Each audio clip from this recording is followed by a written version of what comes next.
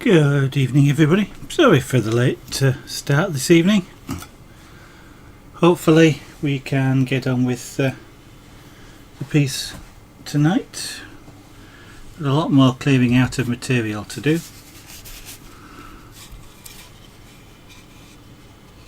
We'll see if we can get a move on with it. Working with a big gouge seemed to have helped enormously there.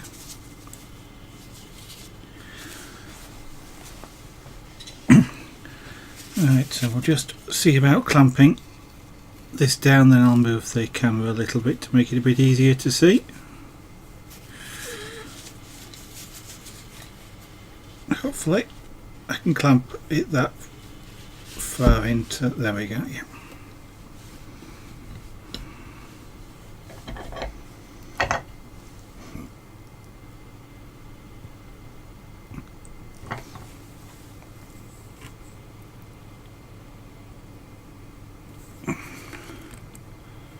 There we go. Right, so a lot of material to remove. Done a fair bit around this area, a lot more to do there still, but I'm going to do some around here just to make it a little bit more even as we're working our way around the piece.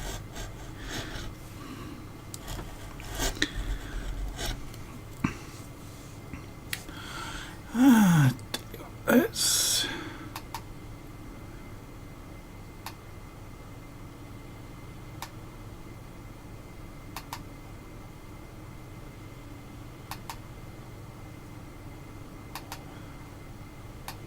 that's better. Just rearrange the windows here on my screen. It actually looks like it normally looks now, as opposed to being different, which was making me have to search for things.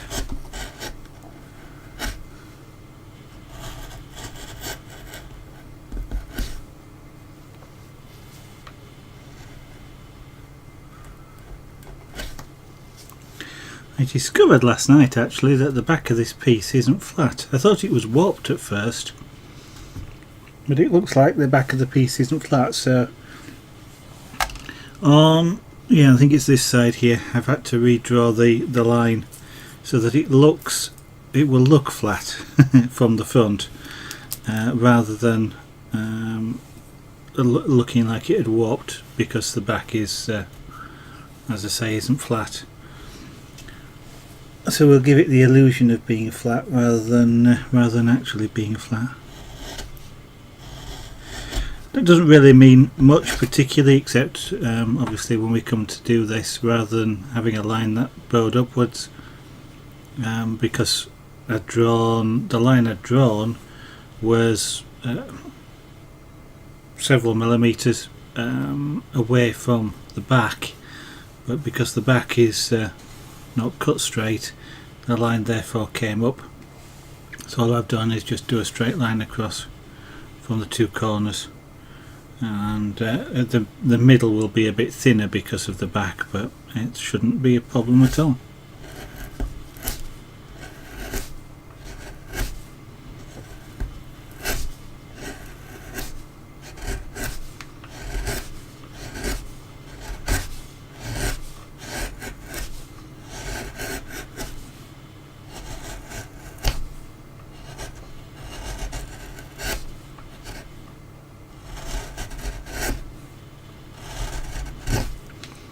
It can actually be quite difficult sometimes to use a deep gouge like this, because one of the things it keeps trying to do is drop into the place that you've just cut when you don't want it to do that.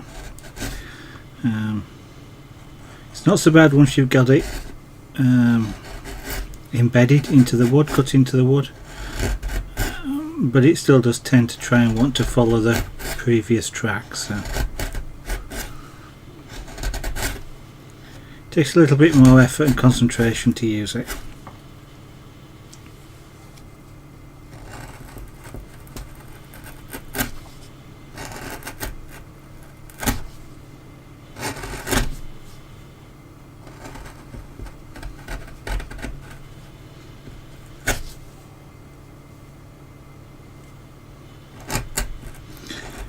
I'm almost certain I'm not going to be able to retain the fingers on most of the ends. just even tonight I've accidentally just knocked a piece off with my finger as I was picking it up. So these thin areas are really fragile, so it may not be a good idea to keep them.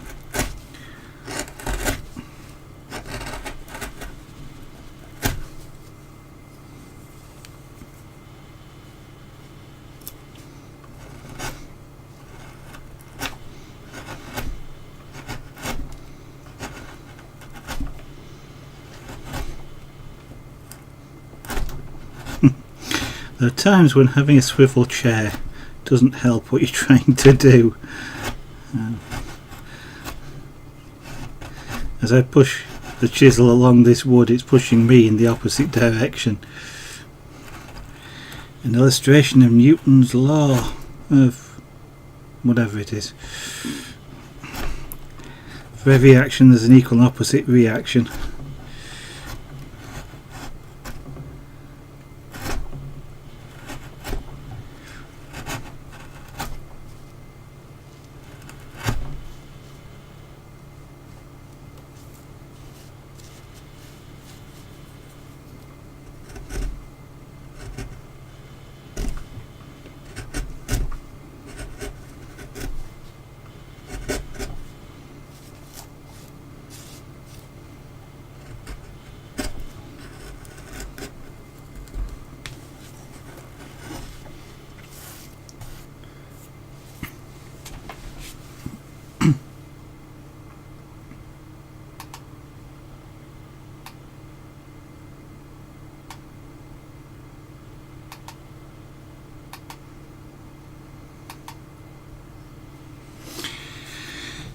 If there's anybody new to the stream, not sure what you're looking at is carving, which may be obvious, especially from the title.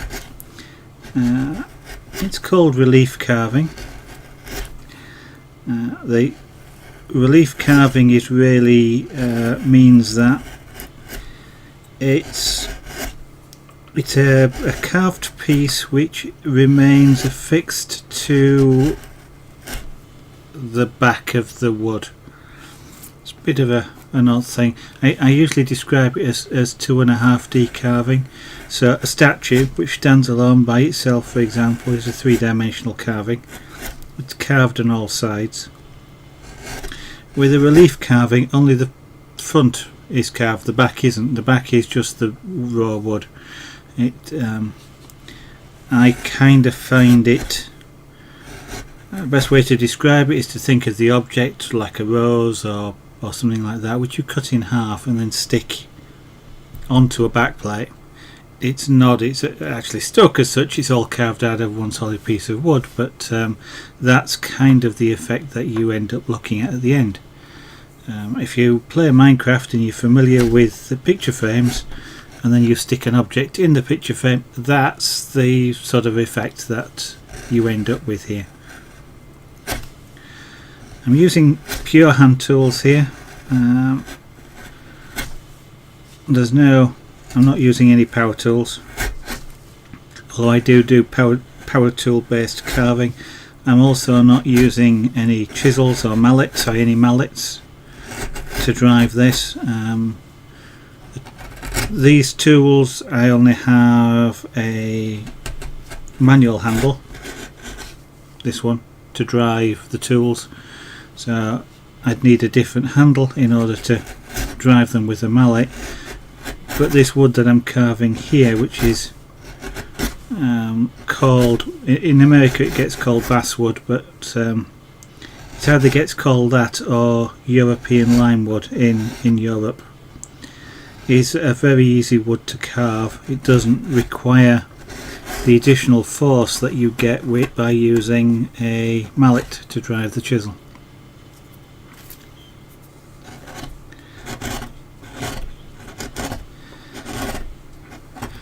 As I also I'm not using power tools. There's two kinds of power tools: rotary power tools and reciprocating power tools. Reciprocating power tools are, well, they're power tools, but they drive the chisel like you're hitting it with a mallet, or an impact, like an impact device, an impact screwdriver, something like that, which hits the tool and therefore drives it through. Again, don't need the power of that. And rotary wise, whilst I have no particular objection to using them, I need to do that in front of an extractor and filter unit, because the rotary tools are very good at turning wood into very fine particles of dust that fly everywhere. And at this moment in time I don't have the space in the studio here to set up a camera in front of my extractor filter unit. So we're just doing this with hand tools for the moment, which is, it's an enjoyable thing to do anyway.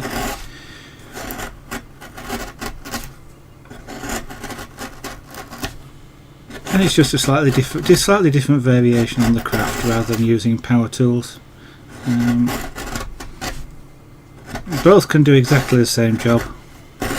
Gnoose, good evening. Welcome to the stream. Sorry, I wasn't looking up. I was busy just carving and talking. Welcome to the studio this evening. I'm fine, thank you. And how are you today? Yes, I started streaming, which means that you're not listening to me because you're not here. But welcome, Bubbles the Monkey. Let me know when you arrive. And you probably won't do that because you can't hit. But anyway, you know what I mean. Next time you talk, I'll say hello again. Not a bad day today. Late starting the stream today. My tea. A bit late in making tea tonight, so I didn't get a chance to start as normal. So a little bit of a rushed setup. All my windows were in the wrong place when I started streaming. I couldn't find what I was looking for. At least I've remembered to turn the mic on tonight. Yes. Oh, it does say. Well, actually, it doesn't at the moment, does it? Maybe I should put it on the screen as well. But quite often, I think it says in the blurb below the stream window, if I don't see you straight away, it may be because I'm using sharp tools. Maybe I should occasionally just let that run across the top of the screen or something. Just to let people know that I'm not actively ignoring anybody. I'm just accidentally ignoring you.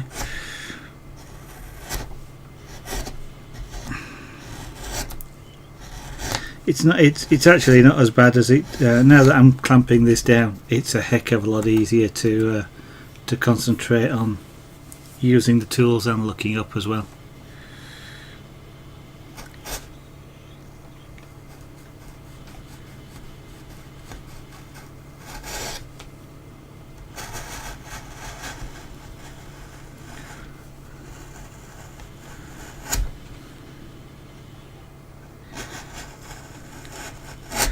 So have you had an interesting day today, Gnoose? Or has it just been another run-of-the-mill weekday? It's been somewhat odd weather up here today. Up in Yorkshire we've had sunshine, then we promptly had hailstones, and then it started raining, and now, well, up until not so long ago, we were back to the sunshine.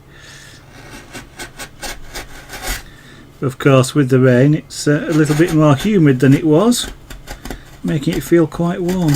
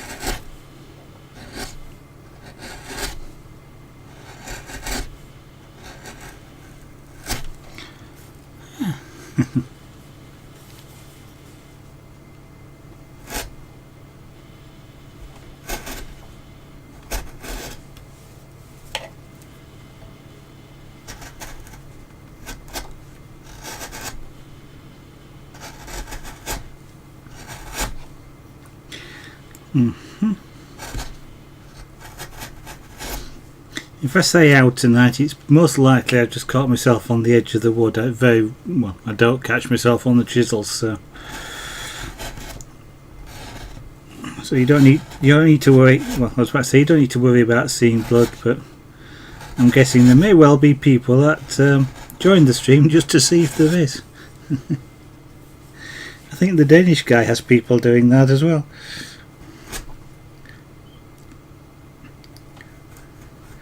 Mind you, I know he's very much practiced and he's very skillful and yeah, etc. But I still get nervous when I see him using his big knife. Yes, you're across in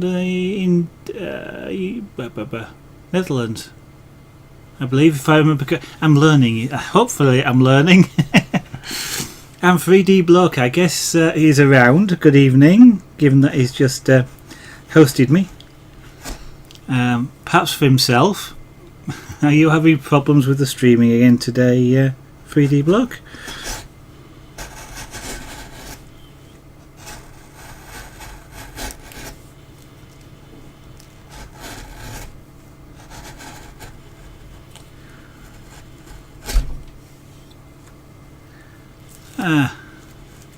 Okay, that's not a problem.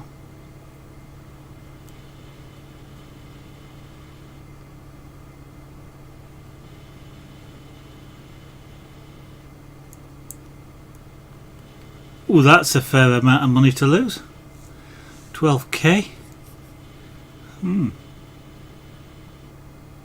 That's good, 3D. Oh, and by the way, I was looking at OBS today, and I'm not using the platform version. I'm using the old PC version. So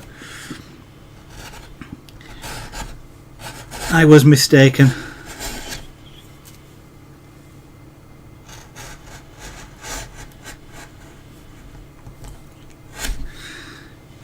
Actually, I was just thinking there's a couple of things that I could do with for OBS.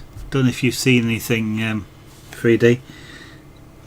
One of them in particular would be a hotkey to do a screen switch, sorry, a scene switch, because it's kind of sometimes can be kind of awkward to use the mouse to do that. I haven't really found anything like that. The scene switcher that's plugin that's available seems to be just depending on which window you've got selected.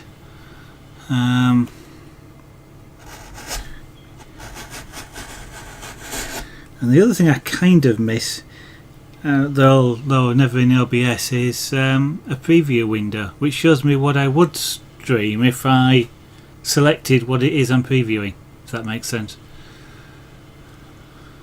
Kind of used to that from my job a while ago, where you'd have the two monitors. You'd have the preview monitor as to what would go out if you switch to it, and then you've got the one that actually is the play out. And I kind of miss being able to sort of, not that I'd do it very often, but just, to set up a scene or just check a scene matches what I think it's going to do whilst I'm live.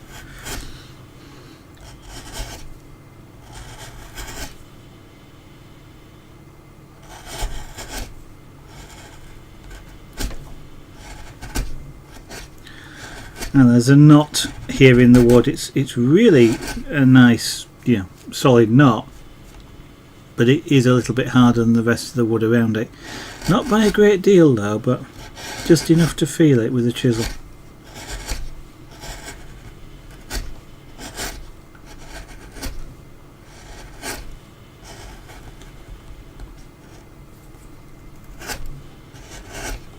This isn't quite a hot knife through butter, but it is sort of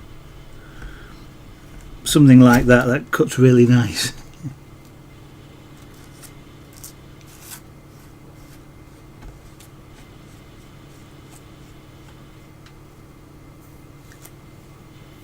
Okay.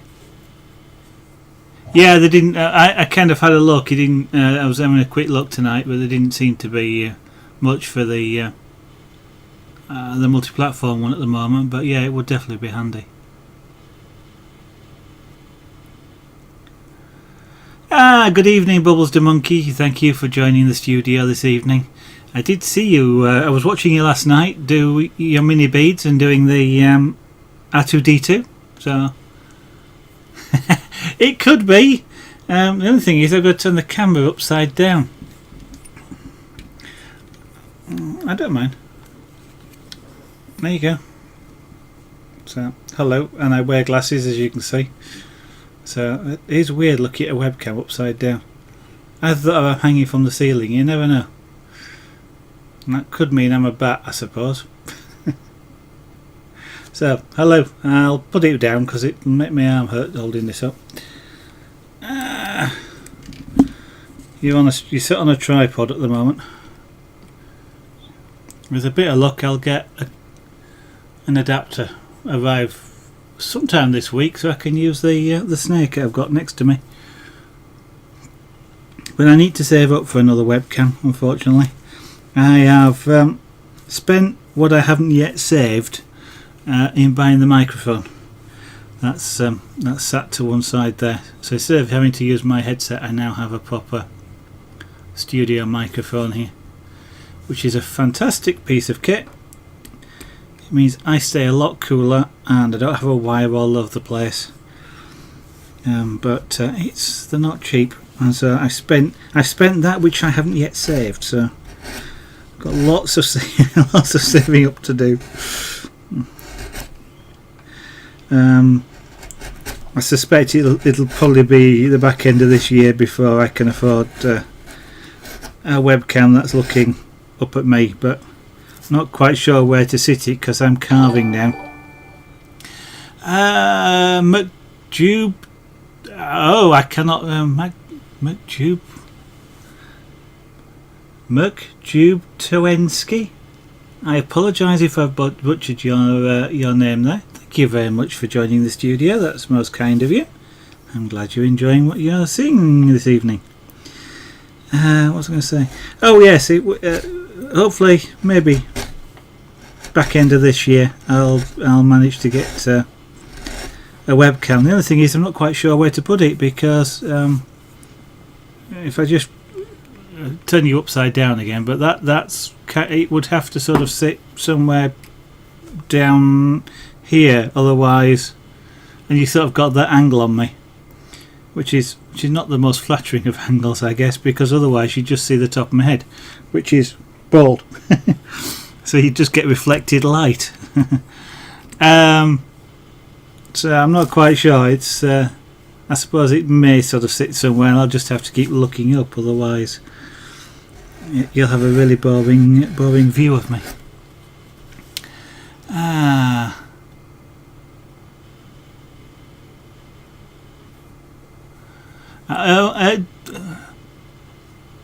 Wasn't sure whether you'd actually finished R2D2 Bubbles when you stopped the stream last night, because I did watch you all the way through, and I did have the sound on as well from time to time. But I wasn't quite sure, because your build plate, of course, was white, so I wasn't sure whether you'd done the white on the body or not. I noticed the blue was missing, I think, from the head.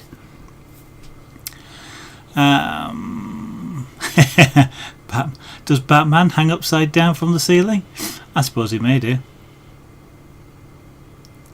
Yeah, I understand. A lot of people do like to see the face. Unfortunately, it's kind of a choice at this moment in time. You either see me or what I'm working on. Unfortunately, I just can't run to the second camera.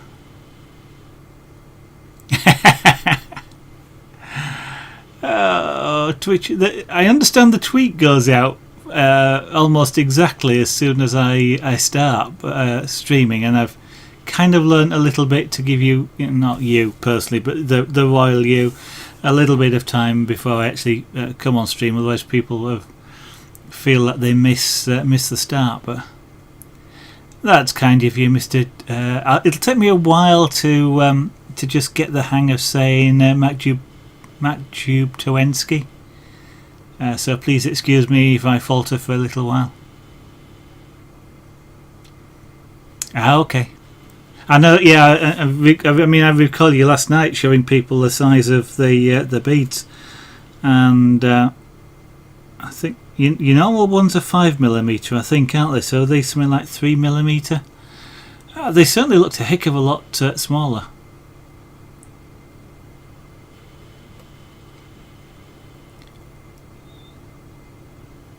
Yeah, I'm not sure, to be honest. Bubbles. I did see. I think there's some blue on it, and it sort of looked. I didn't particularly notice. It didn't look odd, if you see what I mean. It looked okay to me, but I don't recall exactly what you'd managed to complete.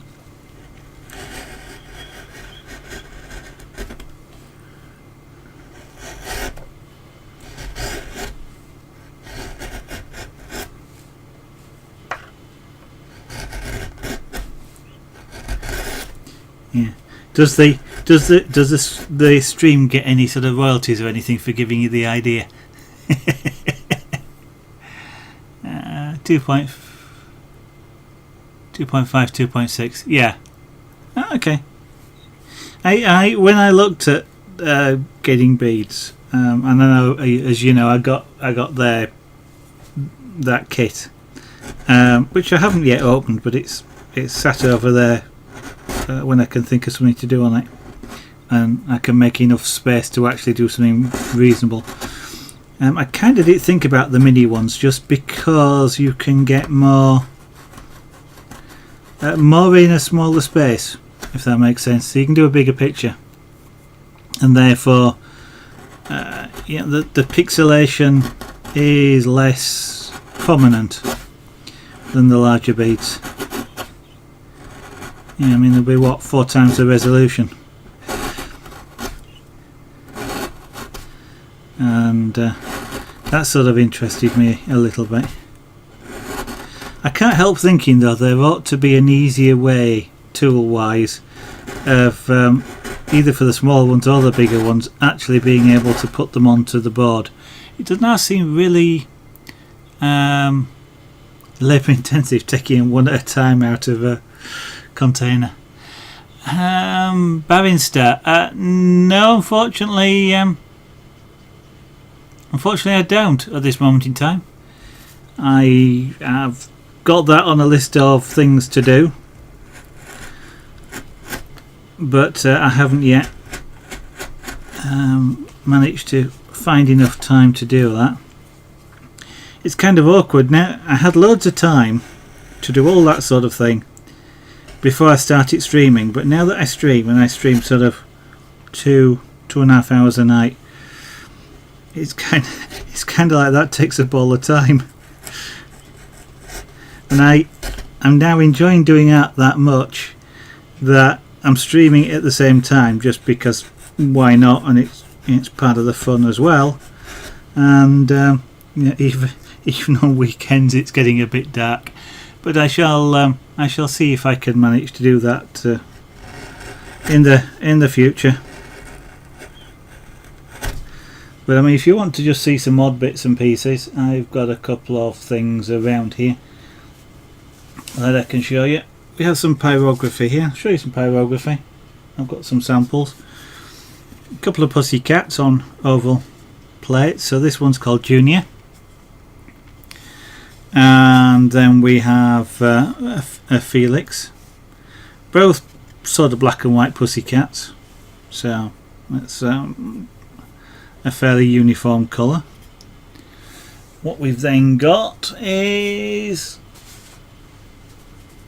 a couple of practice pieces. So there's a World War II bomber up there, a Lancaster bomber, complete with beginner mistakes, which are extremely obvious to me since I know where they are, but I suspect you wouldn't see them. But that's a Lancaster bomb. It's done on brown wood, is this, because it was meant to be just a practice piece, and this hardboard is somewhat significantly cheaper. In fact, these particular boards I got for nothing, so a heck of a lot cheaper than the lighter wood that's used normally for pyrography.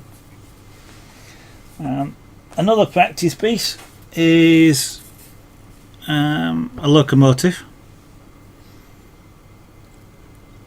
which again being done on the brown just for practice purposes. The shadow, by the way, is from the camera and the light. I'll just move it to one side. Unfortunately, you either get the shadow or you get the reflection.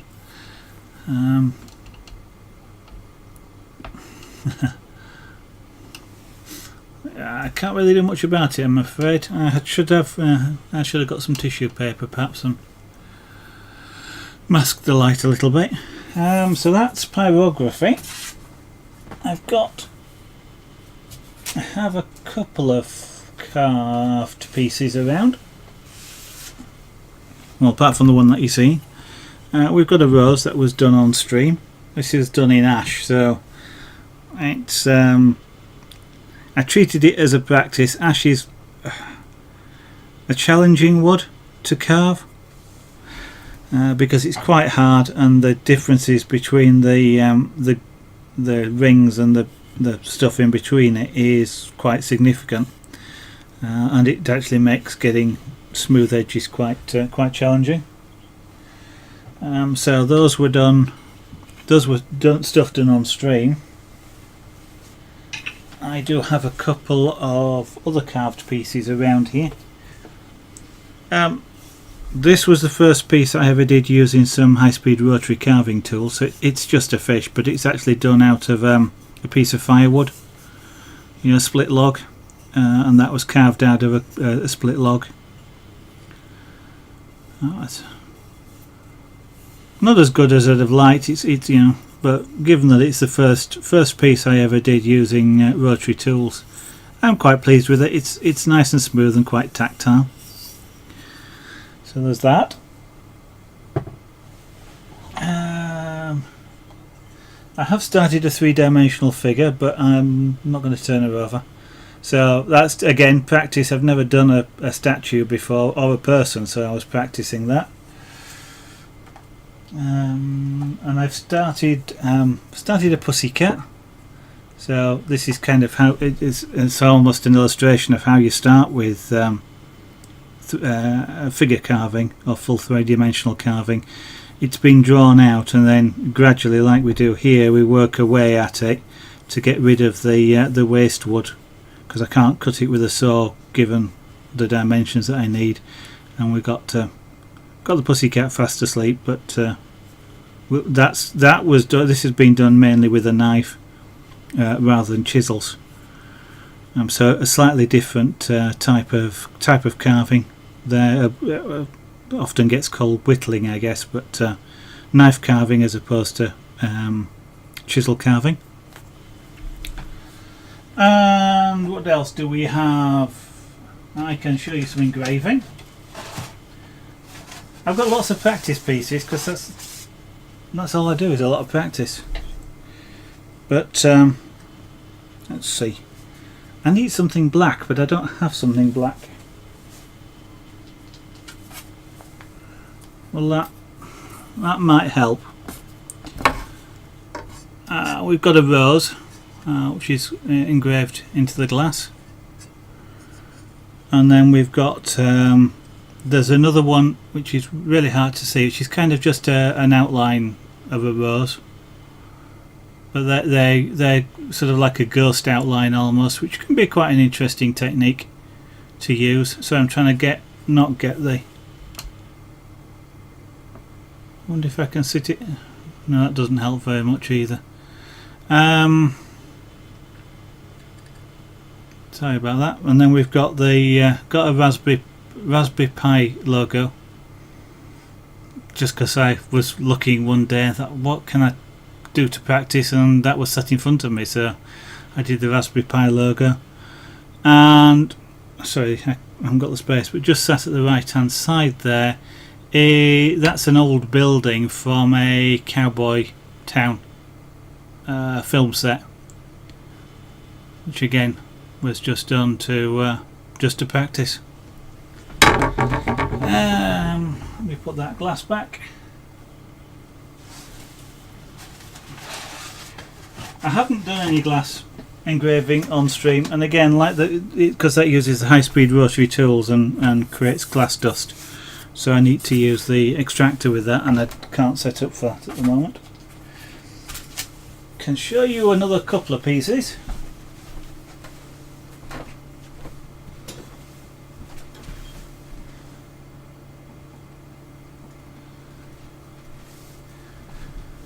So this time a different art form. This is scraper board. So we've got that's not bad for this. That's a portrait. For the minute then I thought I scratched it. Oh gee, my heart leapt for the moment. I thought I'd done a big scratch down the side there.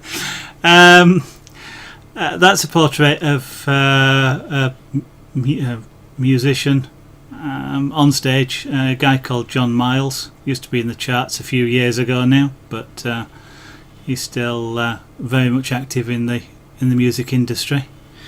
And one we did just before, well, I haven't finished it, but I was eager to get on with the carving, and we just started. I started doing the Earthrise in scraper board. So there's a couple of pieces, and that'll do for now, I think.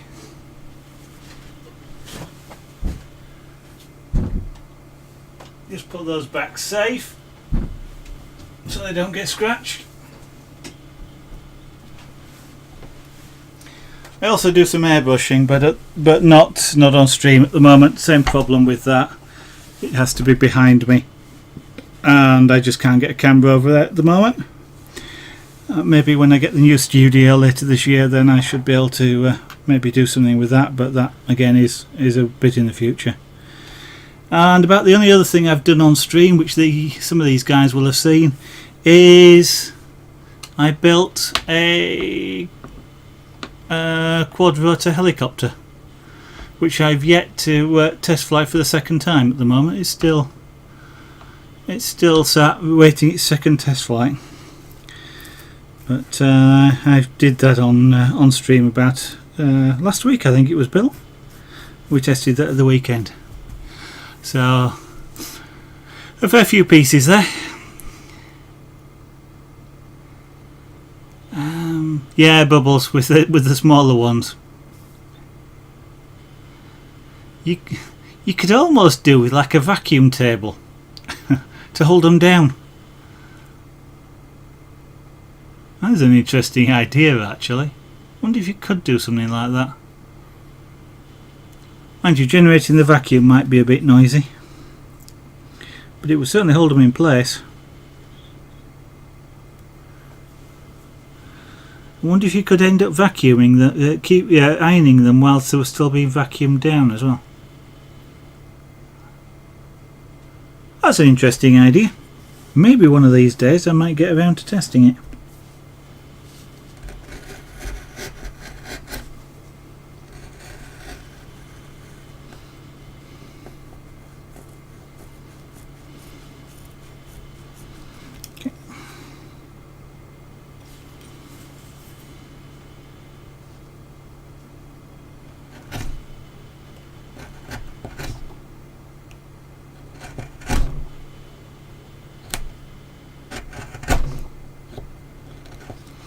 Oh, I just thought I have done another craft on stream as well, which is Punchcraft, which is another one of those locomotives. Despite all the sawdust around, I'll show you that since I've just recalled it. It will just come into stream, so it's about about a third finished. Been doing that on a couple of Saturday streams. I think it was over Saturday and a Sunday. That's coming along quite nicely.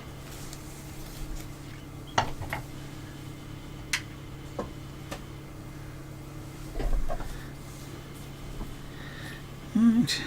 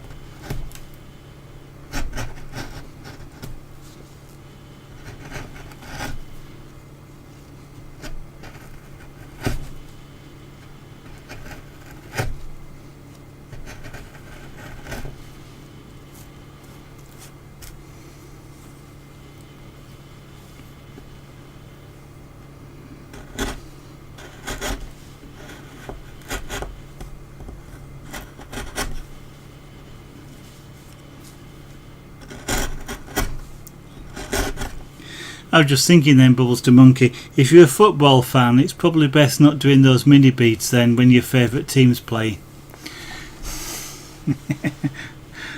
That could be a fun time. If anybody's worried about me cutting this towards myself, don't worry, it's being done in a safe manner. I'm driving this chisel with my fingers, not my arms. Although I am stabilising it with my arm muscles, I'm not actually pulling it towards me. What I'm doing is pushing it towards me with these fingers here, which means that they can only go a limited distance. Obviously I can only close my hand so far. I'm also holding this chisel firmly in my right hand, so only my left fingers are driving the chisel. So it can't move very far is basically the idea.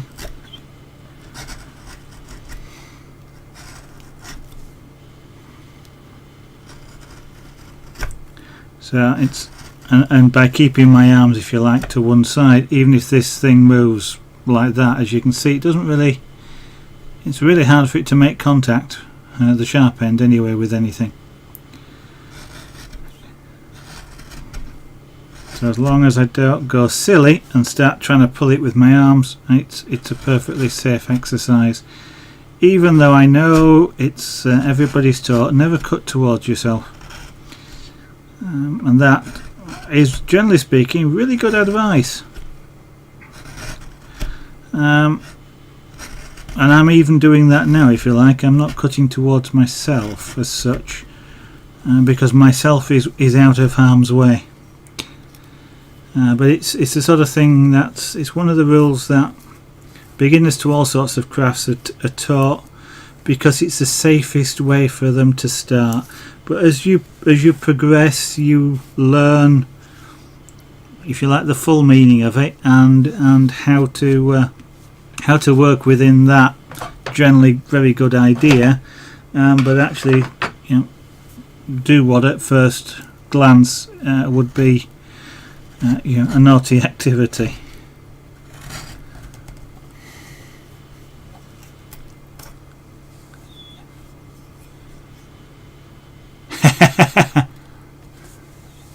William, good evening. Welcome to the studio this evening. Okay, not too bad. That's not that low. I think 250 feet is the general low limit for military aircraft flights, certainly in the UK. And generally not that far apart either. That's quite a long distance apart when they're flying together, but it gets you your adrenaline going for a moment or two, but by the time you've realised they've gone. Unless you live at the end of a runway, then I think you probably just misjudged the height. It's really it's really hard to judge height. Yeah. No, it's really hard to judge height. If a 747 had passed over your house at 300 feet, it would probably have blown the tiles off. Those engines are powerful. And at that height over somebody's house, it would have had them at full throttle, because there's no way it was going to be landing at an airport.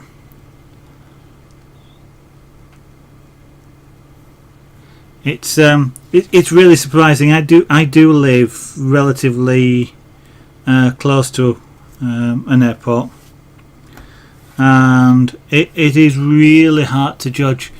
I know that the airport is a considerable distance above me, and the planes would be a considerable distance above it, but there are times when it looks just, as you say, a few hundred feet, but it's really surprising. The military jets, though, will do that sometimes. We occasionally have those pass over, and they do tend to pass at that sort of height when they do, when they're practicing low-level manoeuvres.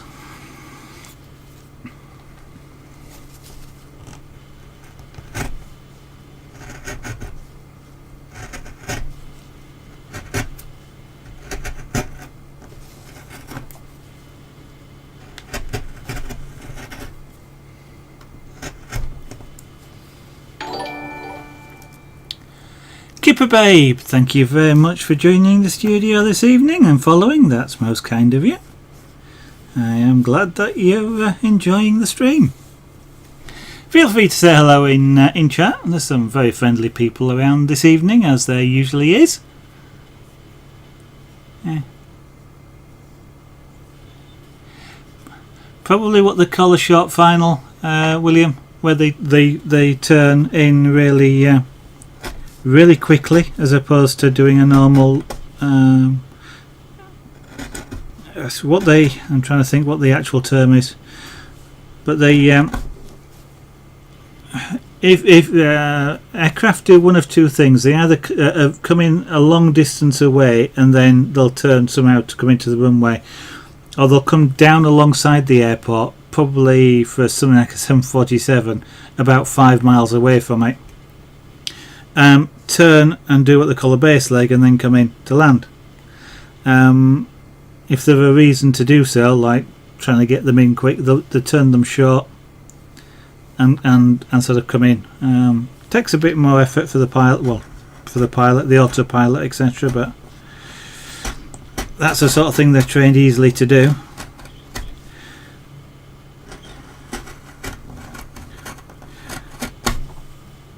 But generally speaking, they're not. But airports, especially busy airports, are set up to bring jets in as fast as they possibly can. I mean, was it Heathrow? I forgot what Heathrow lands aircraft on its main runway, but it's something like about every minute or something like that. Kipper Babe, welcome to the chat as well.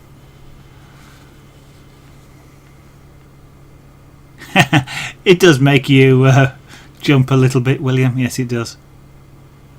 Everybody, say hello to Kipper Babe. Come on, having just big doll you up as nice, friendly people. Don't make me regret saying it. You guys are usually all there saying hello to everybody new that appears. Oh dear. So, Kipper Babe, do you do any creative arts yourself, or stream, or are you just enjoying watching other streams around on Twitch?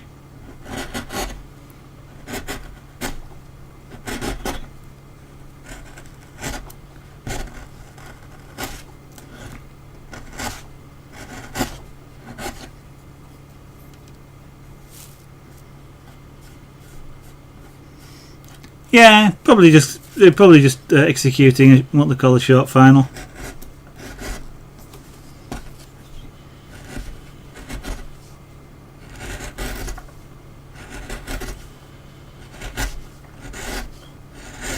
What you ought to do, William, is get hold of a copy of Flight Simulator and practice it for yourself.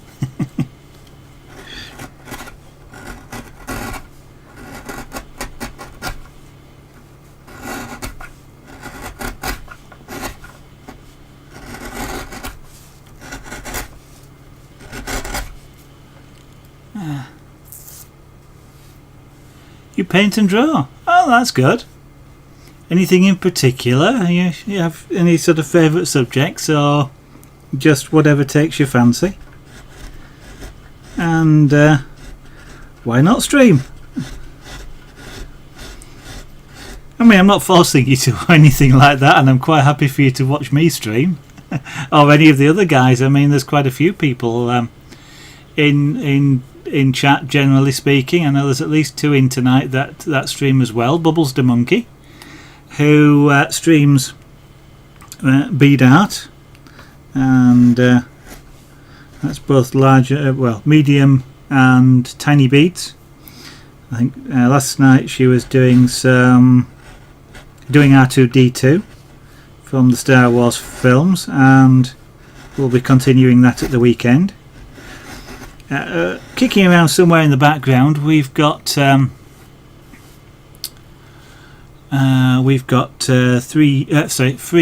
bloke, who is an airbrush artist, who's also very good. what he does. He streams 5 nights a week, Monday to Friday. It generally starts in about 40 minutes time, which has now got him rushing around a little bit, trying to make sure he's ready. Since I know he's probably listening, I'll try and give you a 10-minute warning, Frey. And William there, who does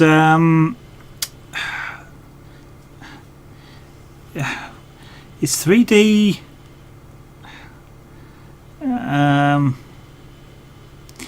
Would you describe, William, what it is? I for life of me, I'm trying to. I can't get it out of my. Can't get it into my brain. You're using. It's not 3D well, it is 3D modelling, isn't it?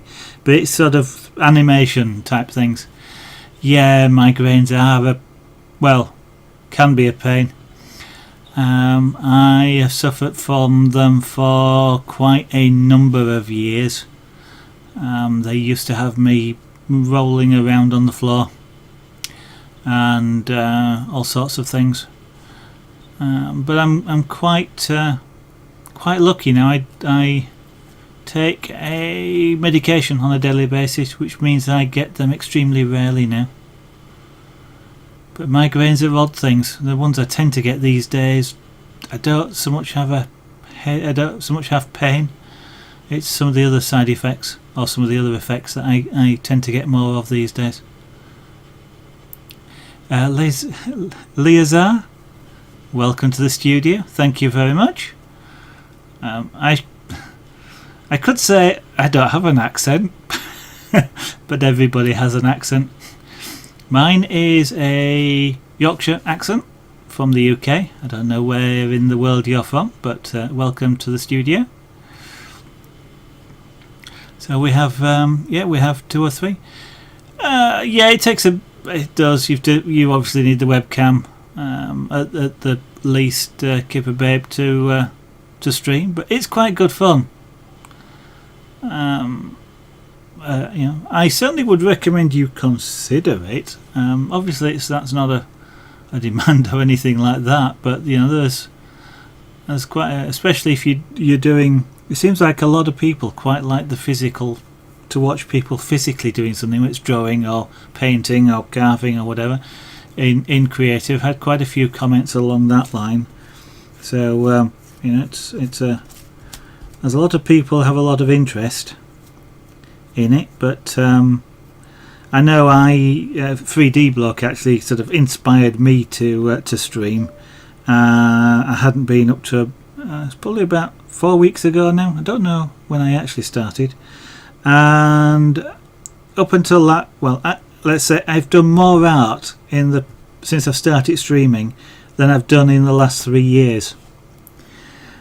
So streaming has definitely got me doing what I love doing, which is anything to do with art and crafting and things like that. Oh, it's not quite true, William. Digital artist. I mean, the animation is a different thing. I think there's a lot of people do digital art, and therefore there's a lot of choice. And you'll tend to watch somebody who's doing the sort of art that you like, rather than experimenting, shall we say? Because I mean, there's one digital artist I regularly watch, Artillery 68 or Artillery something anyway, JB Drawing, because I've watched him for quite a long time now, because he used to and still does broadcast in the Minecraft stream area, because he draws a lot of Minecraft, and I still watch it. But when I'm in creative, when I go searching creative, I do tend to skip over the digital artists, I'm afraid, unless they're doing something which I can't do and I'm interested in seeing how they do it. Now there's a lot I can't do, but I can only watch so many streams, and there's so many fascinating ones like glass blowing and clay modelling and bead art and all sorts of stuff. I'm trying to think now, but there is just so much interesting stuff goes on.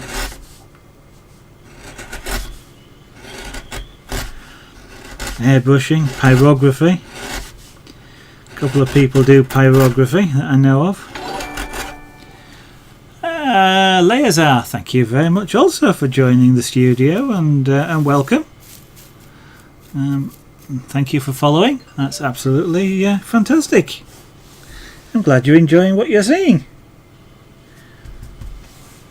Which is me turning a block of wood into shavings.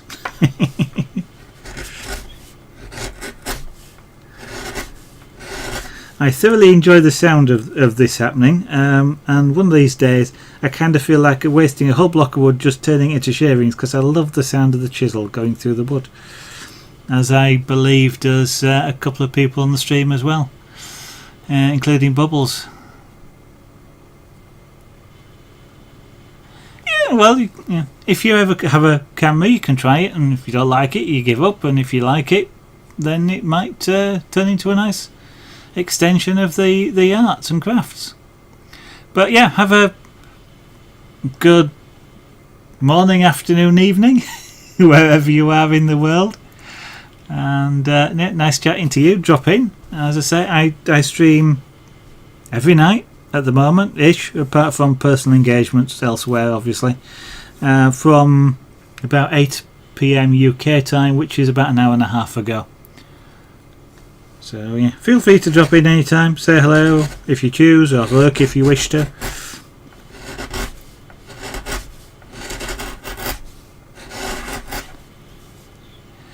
Anyway, yes, Leazar, how are you doing as well?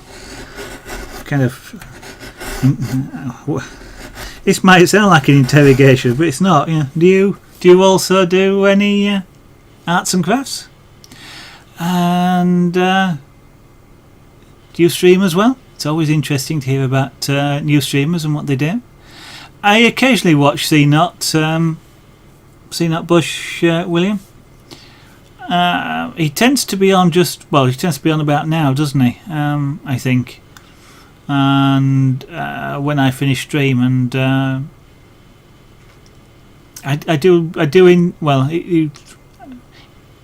I enjoy watching him do his modelling and the painting of the models that the 3D sculptures he's just created. But I don't actually watch him a great deal. When I finish the stream here, generally there's about 3 or 4 people on, and I can only, whilst I've got 3 screens, I still can only fit so many streams on the windows. And I just don't get the opportunity. There's just too many people, I say, in creative that I find interesting to watch. I mean, last night I was trying to fit 4 streams in. There was 3. There was Poke Ranger, there was Bubbles, and I was watching a train simulator stream at the same time. So I was trying to do 4 at the same time. That was quite challenging, trying to see what was going on in all of those.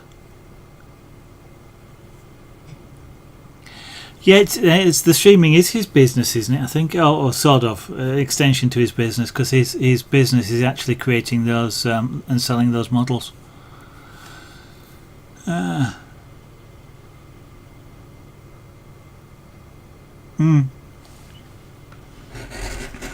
Mind you, the nice thing about creative is you could stream doing all those things as well.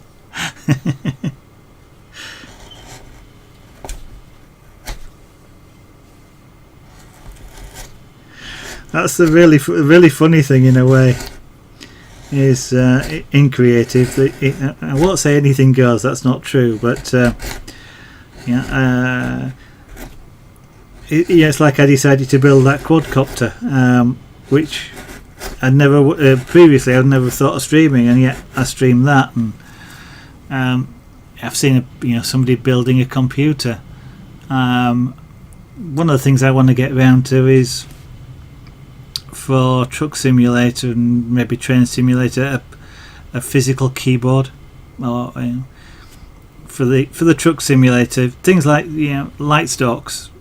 I've got a wheel, but it doesn't have the indicator stalks on, and it'd be really nice to have that. And when I get the 3D printer set up, I might create some.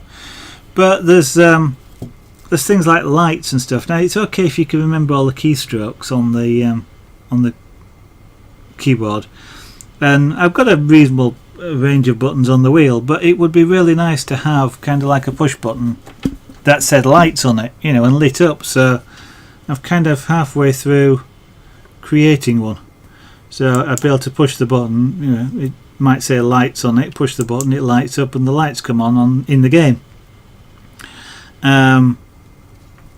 This one also, well, I'm wiring this up so I can use it as in Minecraft as well, because I strain my fingers if I'm not careful with the WASD key, so I was going to use a joystick. So I've got this at some point to program up to send the relevant keystrokes, so that it, you know, the button's programmed to press a key, if you like, or the joystick will press the WASD keys.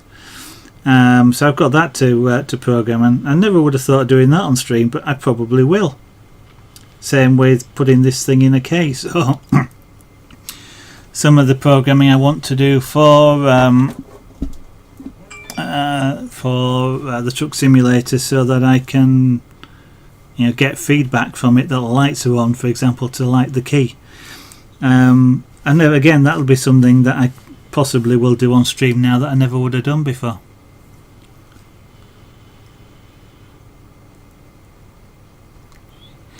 Not actually seen. Well, I may well have seen Sickness, but I don't actually recall. There's a couple of people doing cosplay stuff. The ones that I've seen just get on with it, and there's been a bit of interaction with chat, but they were just getting on with it, sort of silent, listening to music or whatever. I don't stay on streams like that very long. I have and he says I'm not doing it myself these days, but I have a preference for streams where, you know, somebody's carving, for example, and they'll explain what they're doing. Maybe not very often, as you know, as I've got less often than when I started. Mainly so I don't bore you guys, but that come here regularly. But you know, be explaining why I'm using a gouge, or why they're using whatever tool they're using. What, you know, in my case, why I'm carving in a particular direction, telling you about the wood and stuff like that. Because I like learning something, and if I'm just watching somebody who's not saying anything, it's really hard to learn. You sometimes can pick up techniques if you understand what's going on by just watching like that. I mean, that's after all what apprentices used to do, but I definitely prefer streams where they're actually sort of actively telling you what they're doing, you know, at least if only from time to time, because if that way, if I want to do something like that, or where that might be useful, I understand how to apply what it is that they're doing, perhaps in a completely different situation. Whereas if all you do is learn, you know, to make a hat you do this, well, what happens if I want to make a bigger hat, or I want to make a cover to go over something? I mean, a cover's a hat, sort of, so, you know, can I use the same? Don't know, because I don't understand why they're doing what they're doing. I just know that if you want a hat, you do this, and that's those sorts of streams. I won't say I get bored of, but I will move on to something else. Okay, in that case, I'll have to make sure I take a look at some point. As I say, unfortunately, there's a lot around.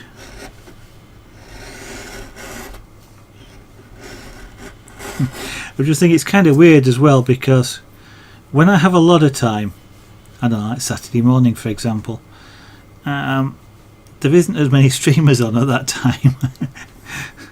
They're all on when at 10 o'clock at night to me here, and of course that's when America's comes on stream, so to speak, for the early evening, and there's a lot of streamers there, and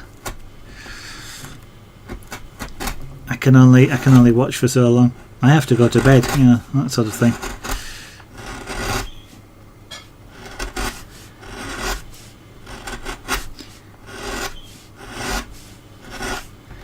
how are we doing? That's coming down quite nicely there. Let's take a bit more down, then I'll get the flat chisel into some of these areas.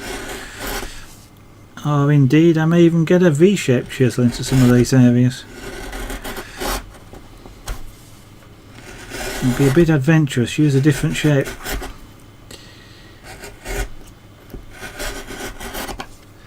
Yeah, let's change chisels. Yeah. That's a problem for us in the UK, isn't it? I mean, it's almost daft to say there isn't a lot of European streamers. I don't get to see a lot of European streamers for some reason. Either they're streaming something I'm not interested in, I guess, or well, they're just not streaming. Yeah. Well, yeah, I'd have to put a headset on to do that, so I don't wake anybody else up. But yeah, I get to see. These days, I tend to go to bed about 1 o'clock in the morning, so I get to see a little bit. And of course, the Murphy says the stream always gets really interesting just at the point where you go, you know what, I'm going to bed. But yeah.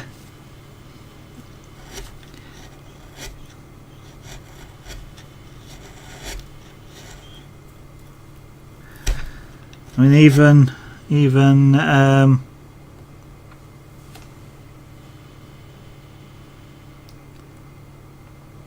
I've forgotten who it is I've been watching just recently. The Forces guy in America, been doing a lot of 3D printing. Oh, I can't remember who it is now.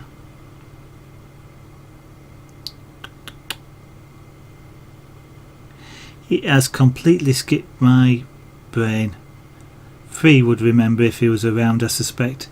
I used to watch him quite a bit, but he now sort of seems to start streaming at about 1 o'clock in the UK.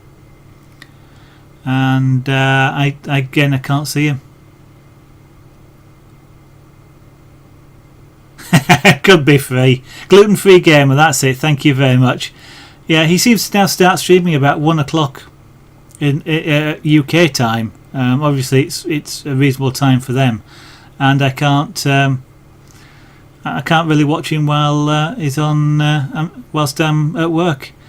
Troop Hates Twitch login. Good evening or good morning to you there in Australia, not Austria, to quote a YouTuber. And that is early. Thank you for getting up early enough to watch me here in the UK. That's fantastic. Thank you. And how's the weather down under? Up top? Whichever way you want to look at it. You're just coming into your winter, I believe, aren't you, over there?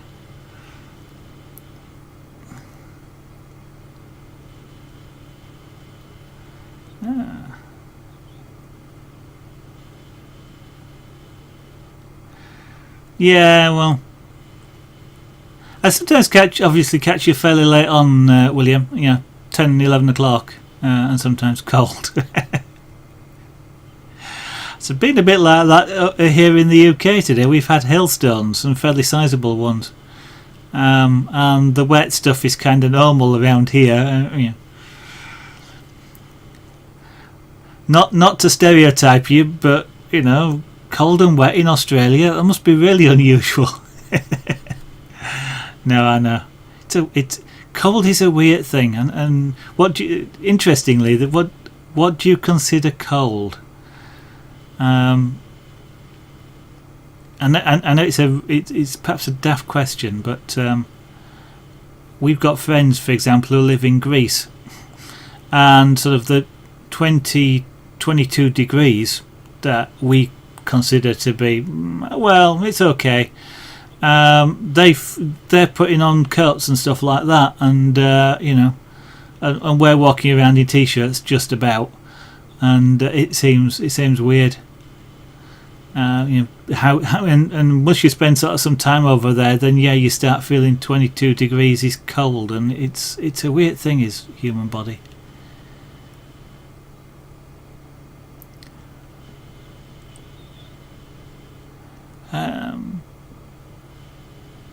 I don't know.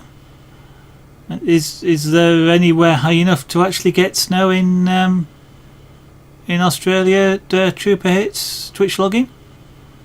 Cold enough to wear Ugg boots.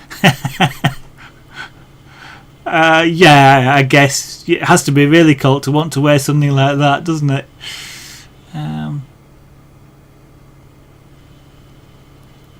Well, we've got an Australian expert on stream. Perhaps he would enlighten us. Bunny Mox Row, good evening. Welcome to the studio this evening. Nice to see you back. How are you doing? You know that statement you've just put there, Free, they do get snow in Oswell. For some reason, the thought that crossed my mind was Wizard of Oz. It just struck me as almost a line from the song. Bit weird. But there again, that's me.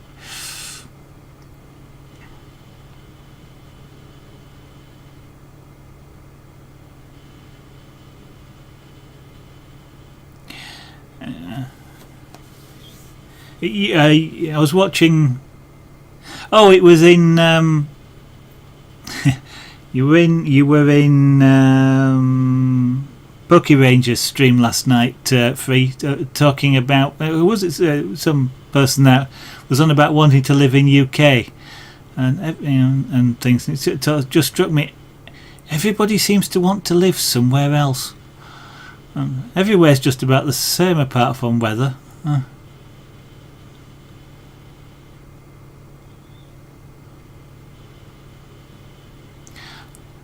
That's only in science fiction films, William. Yeah. Well, I was going to say my knowledge of Australian wildlife is not very good, to say the least. But I gather there are some that have nasty bites and snakes as well.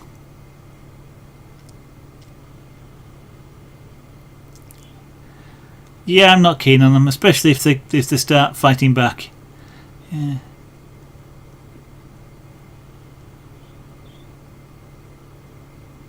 Oh, I know you're just a joke, William, but some things might get a bit sensitive to certain people like that, so just be a little bit careful with your jokes. Yeah, bird eating spiders. Trooper is now having he's now getting his own back on you, William. And the drop. Oh yes, the drop bear's free. Definitely the drop bears.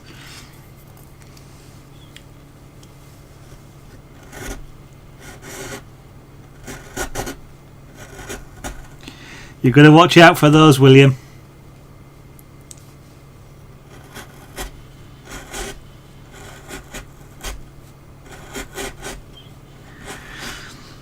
I'm using a V-shaped tool here, so they actually create a straight vertical line. Instead of holding it to create a V, I'm holding it at an angle, so this side's vertical, and I can hold it against the side so I don't cut it. So it allows me to sort of cut away this area like this and actually cut vertically, almost cut like I'm cutting vertically downwards. It's kind of a quicker way than getting the straight chisel out and doing a double, a stop cut and then a side cut. But it's a little bit harder to control that, you know, because I have no stop cut like in going in this direction. I have no stop cut here to stop me, and if I'm not careful I can drive straight across it.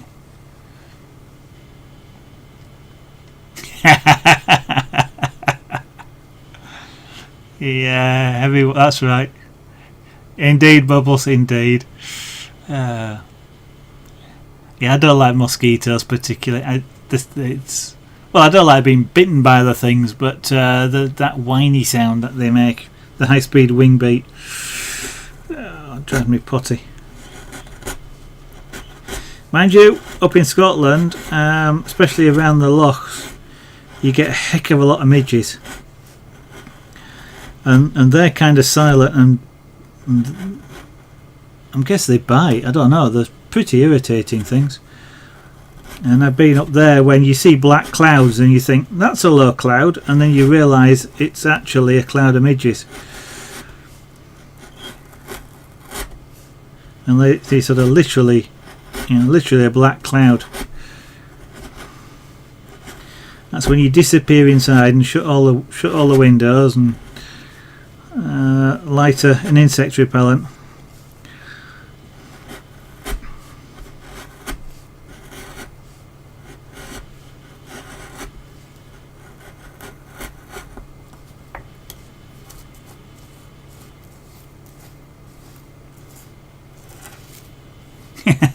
Mind you, those seagulls are terrors.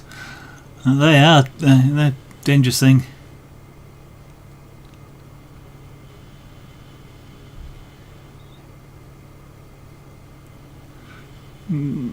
Sorry, Bunny, Mox Ross. I'm not quite sure I followed that statement. But, oh, if you're just saying the carving looks good, thank you very much. That's great.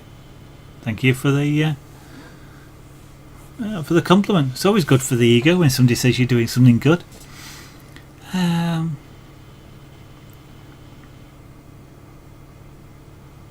Okay, William. Well, have a good evening, and if you stream this evening, have a good stream.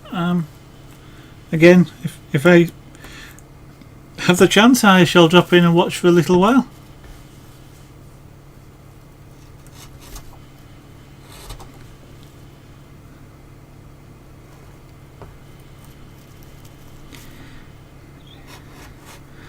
Now this is a bit of an awkward angle to do this from, so I might actually not move away from this side here, but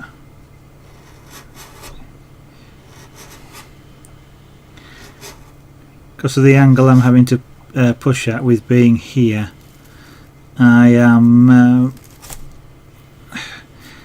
there's a lack of control that I'm not fantastically comfortable with, so I will leave that bit, or perhaps do it with a flat chisel. Let's see what we can do. It's really a case of getting the flat chisel out, I think.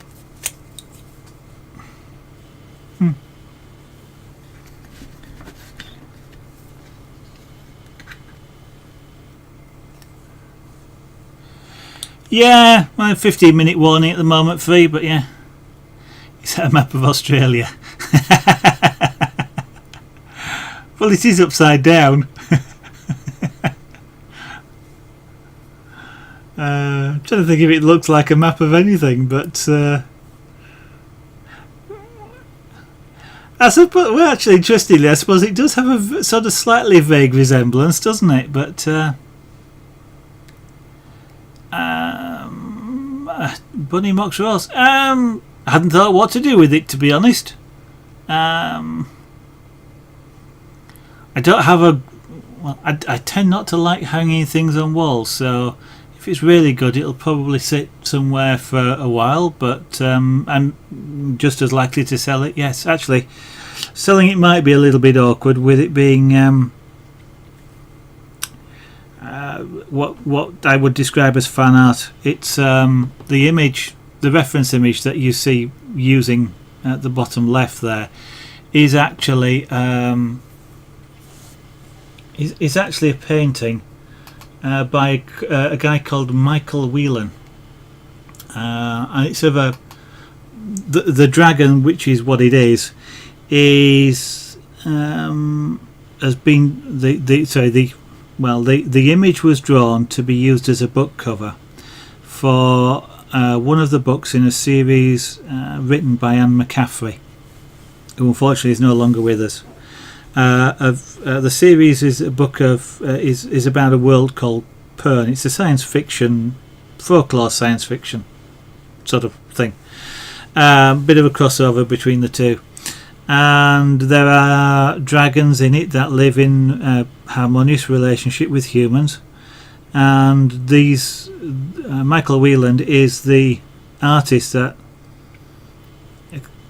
she said captured her view of what dragons should be, at least on Pern, and he was her favourite artist for doing illustrations for the books, and I like those the dragons that is drawn as well. So this one is a sort of the outline is from that particular image.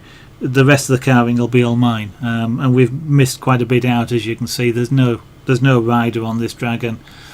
The tree's completely gone and things like that. So with a little bit of a there's a little bit of copyright stuff in there really, so I'm not sure whether we'd ever sell it for that particular reason. It's a grey area.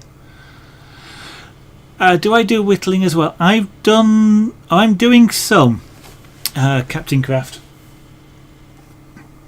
I started, but I've not finished. I started this pussycat laid down, and whilst this is the same wood as this, it's supposed to be the same wood as this. This must be a harder piece for some reason. I just haven't progressed it very much at the moment. I've only ever attempted a couple, well, three 3D pieces so far. One that's been done with rotary carving, one that's been done with mixed chisels and knives, and this one which I'm just using the knife for. Don't have that many knives, but I've got a couple of wicked looking things. I won't get them out of the packaging because they're safe where they are and they're sharp. I'd hesitate to say it, but they may even be sharper than the chisels are. But there's a couple of knives there. A rough, well, it says it's, if you can read it, but it's a roughing knife, rough cutting, and then a finer detailed knife because it has a point on it. The roughing knife has a bigger, wider blade just for strength more than anything, and because you don't need to get into tiny areas. The tip of the blade isn't as fine, and therefore is a lot stronger, less likely to break off.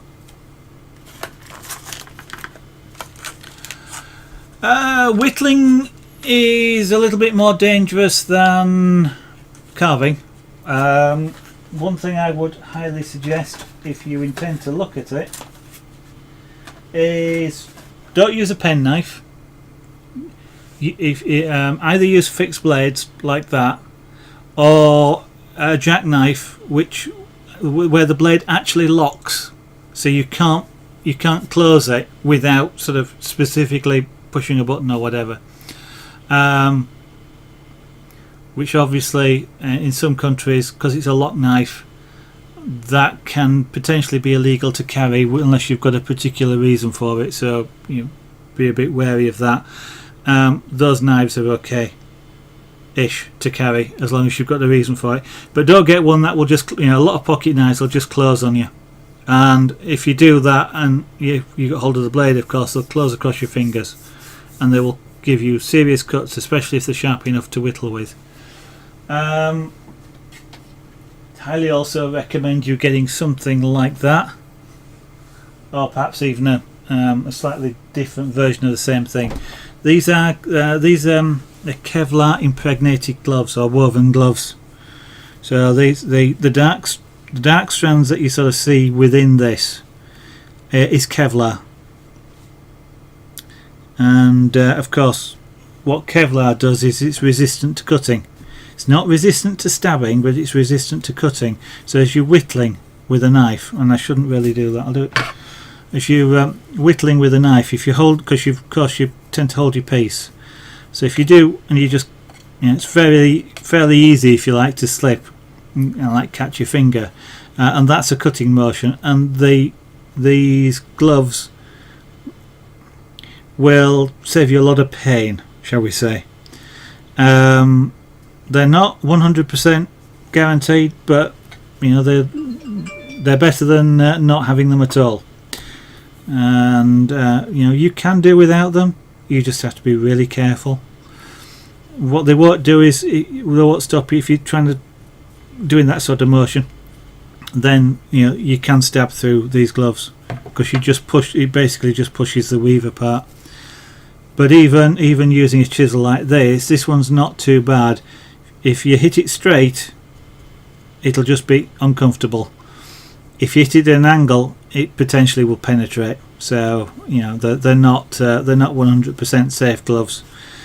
If you needed something like that, then maybe talk to Eddie Fall Guy and get him to make you a chainmail pair.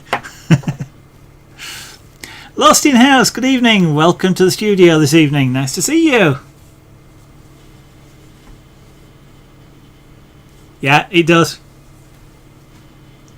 Yeah, that knife that he uses is extremely sharp. I would wager to say it's sharper than the whittling knives I've got there, and it's certainly probably like to be sharper than this than these chisels that I'm using on the wood. And with whittling, carving, or what Danish is doing there, the sharpness of the knife adds to the safety. The sharper it is, the more safe it is. The blunt knives and chisels are when you start applying force, and when you apply force, that's when things go where you don't want them to go. So you know, the sharper knife, the better. In his and in what we're doing here. There is a limit to how sharp you can have a tool without spending, without using it for 30 seconds and sharpening it for 5 minutes and rinse and repeat. There is a limit, but the sharper the better. And Eddie Fall Guy, evening again. Yeah.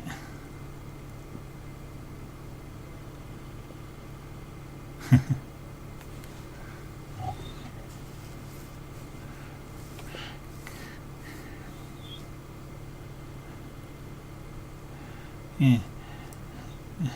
If you made a chainmail glove, Eddie, would it be any good for stopping cutting or stabbing with things like chisels or knives?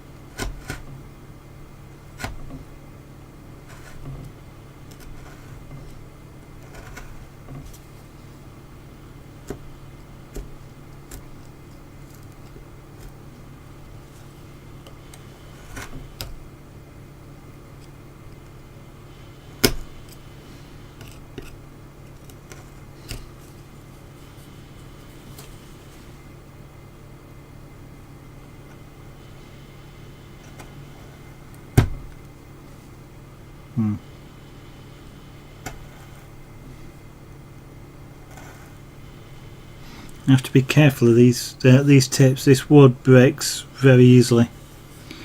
You know, what makes it easy to carve also makes it easy to break when the wood itself is quite thin, you know, like at the tip of something like this.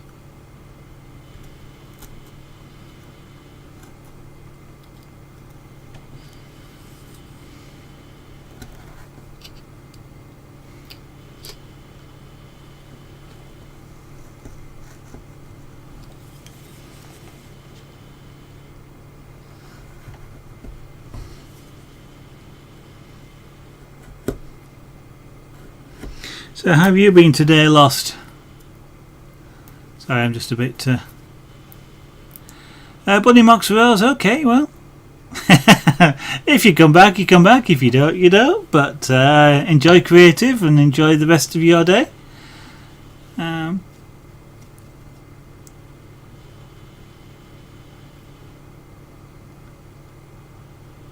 Yeah.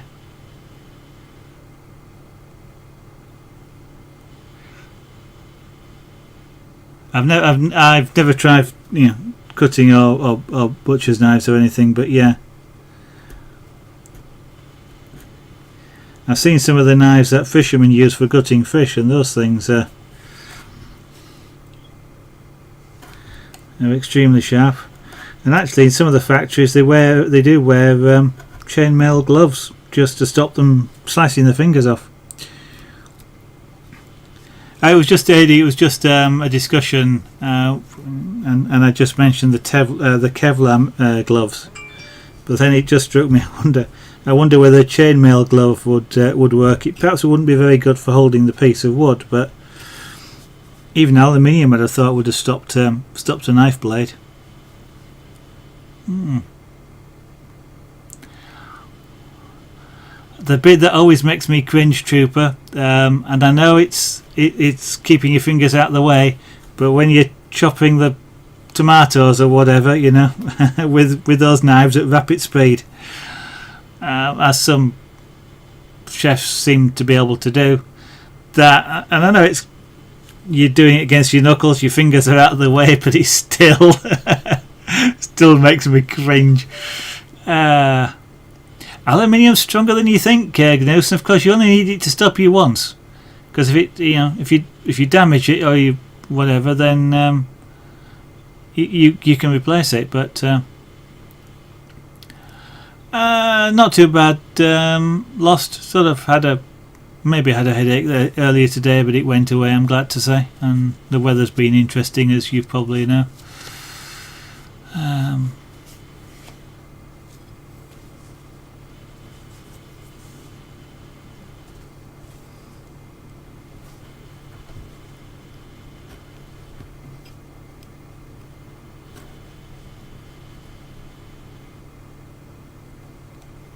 Ooh!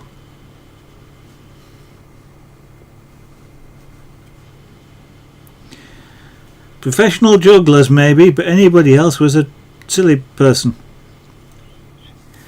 I mean, I've seen professional jugglers juggling chainsaws that are running. Well, you know, the chains are running, but nah. I tell you what, I wouldn't try and catch a cleaver with gloves, never mind without gloves.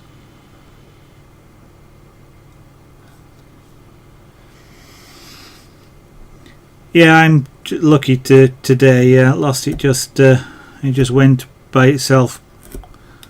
But yeah, it could have been something to do with the weather.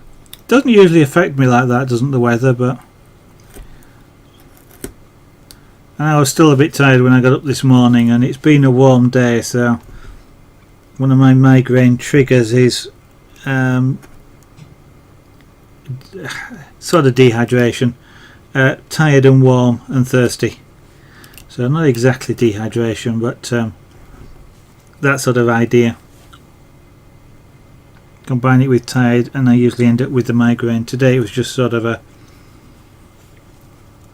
there is something there, you know, it's threatening me rather than actually happening.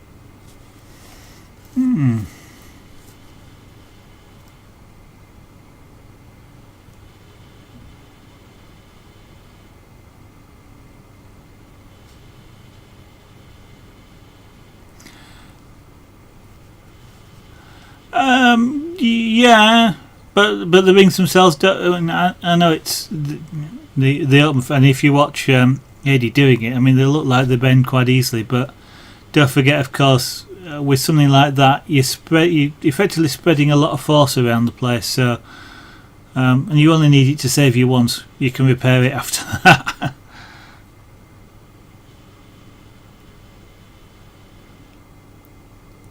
It's funny, isn't it? Most of accidents come from tools that weren't sharp.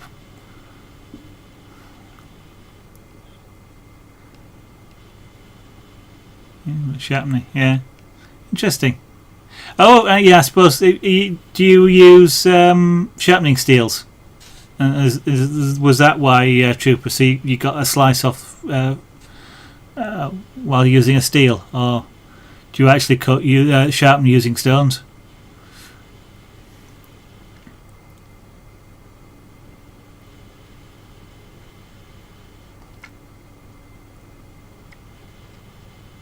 Okay, sorry Goose, I didn't realise that you also did mail out. I think you've said that before and I missed it, so.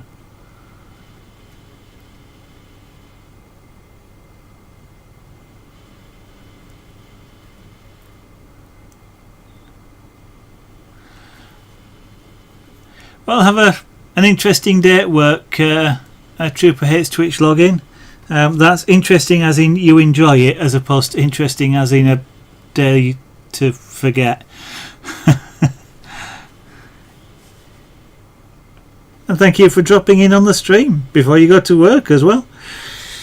That's dedication. Thank you very much. Sorry we haven't quite got through as much carving as potentially we could have done, I guess. Fortunately it's a bit of a slow process, this clearing out. Kenes. Hopefully that's pronounced correctly. Thank you for joining the studio, that's very kind of you. Appreciate you wanting to follow. Hopefully, well, I'm hoping that you're enjoying what you're seeing. Do a fair number of other things as well besides carving. Just carving is the current activity. So you may not have seen some of the other things, but we do also do, that's me, do spirography, scraper board, and from time to time punchcraft, as well as this. And I may well introduce some other things as later on in the year, like glass engraving or rotary carving and airbrushing and quite a lot of things. I'm kind of I was about to say I have a short attention span. That's not actually true. It's just I like a lot of variety of things.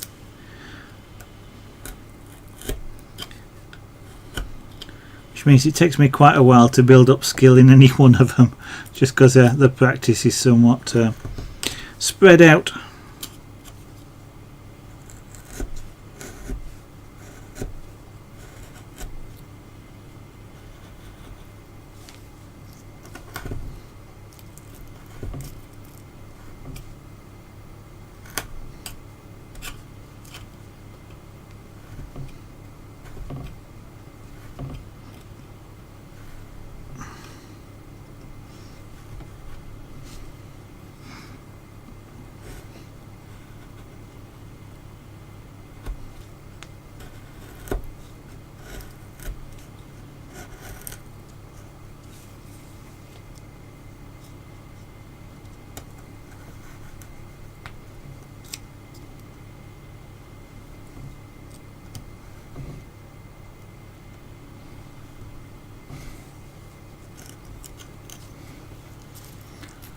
Ah dear.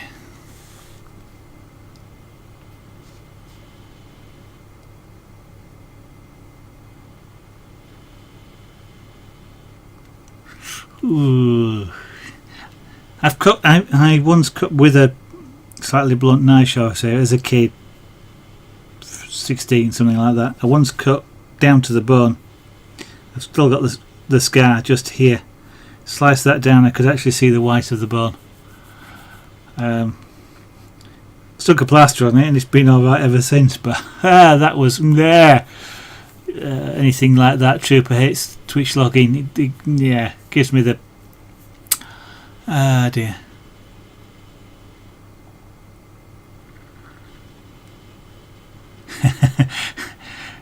Lenny Leland, you're probably right, yes. You can always follow me if you want. If you do have Twitch, Trooper hates Twitch login. You can always follow me on Twitter. Sorry, not Twitch. Twitter, if you want as well.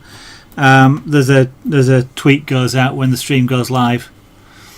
So you could, if you wish to do so, you could always follow me on there for the notification. But thank you for joining and have a good day. Yeah, I am talking a bit too much. That's part of isn't that part of why you guys watch though?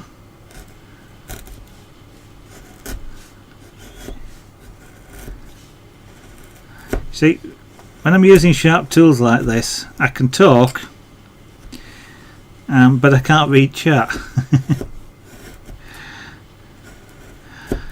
I'm not likely to cut myself by looking at whilst I'm doing some carving, but I am likely to cut off a piece of wood that I didn't intend to cut off if I'm not that careful, so I tend not to do both at the same time.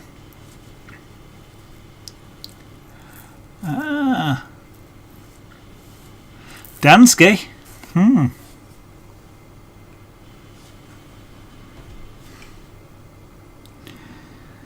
I was about to say I used to know a little bit of Danish, and it is a little bit. And it's a country I always intended to visit and never did.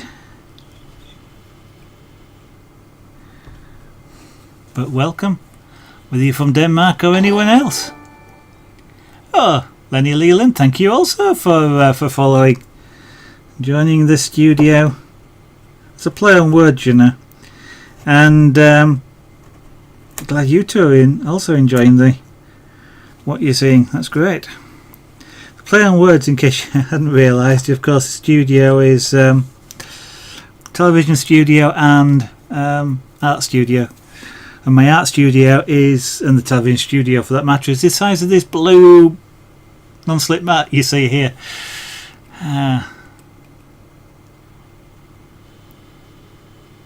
Yeah, that's the the Danish guy. Obviously, also from Danish. He's from some of that stuff which Trooper probably makes. He's obviously also from Denmark. And he's. I'm fairly sure you know that count down or count up is there for effect more than anything. Dear. Because with him using those sharp knives, everybody I think is expecting him to cut himself any moment. Yeah, the Danish guy. Yeah. It's about €40 to go over that bridge, though, isn't it, Gnus? It's a pretty pricey thing. Now we have the Swedish-Danish traditional. Yeah.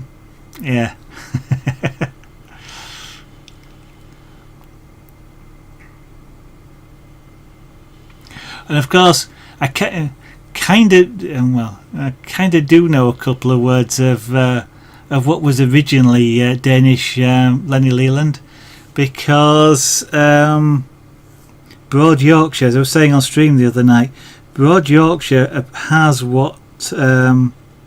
quite a lot of words it borrowed from Viking times, from that sort of, the language from that sort of area. Obviously, I don't know whether it's specifically Denmark or, because of course countries have changed sizes these days. But as a kid, my grandmother always used to tell me to side the table, seether. And we used to say, we used to talk about as kids whether you knock on the door and ask somebody to lake, play out basically. But of course from Lager.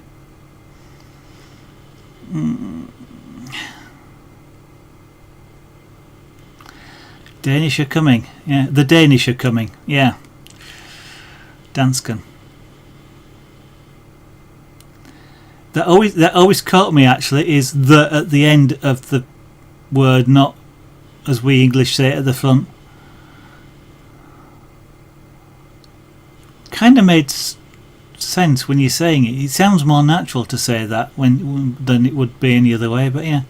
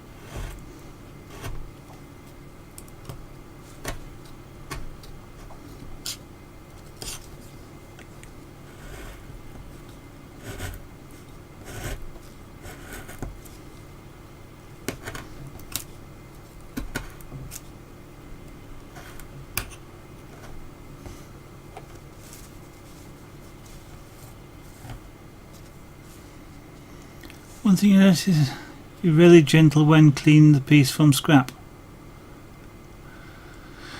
The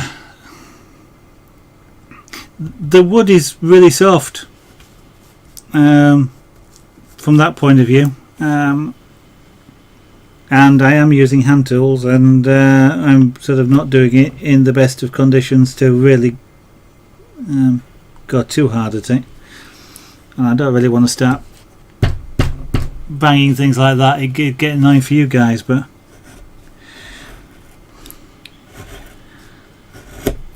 I didn't. Well, you know, it comes down to skill. Maybe I haven't. You know, I'm a beginner carver. You know, it's not. But yeah, I mean, this wood is so easy. Is relatively speaking so easy to split that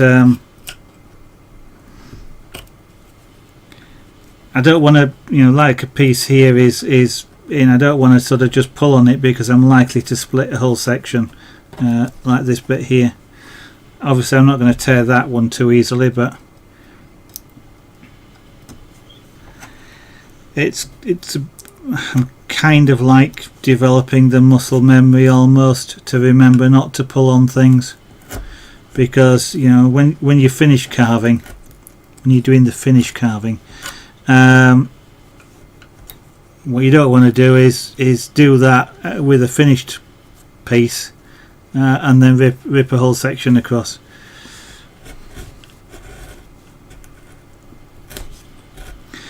But I'm not being paid by the hour, so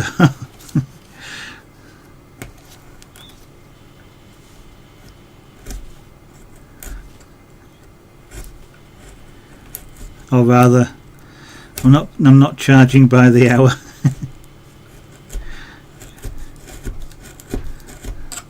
Not that if I was, I'd be doing it much faster, to be honest, but I probably wouldn't be talking to you guys quite as much.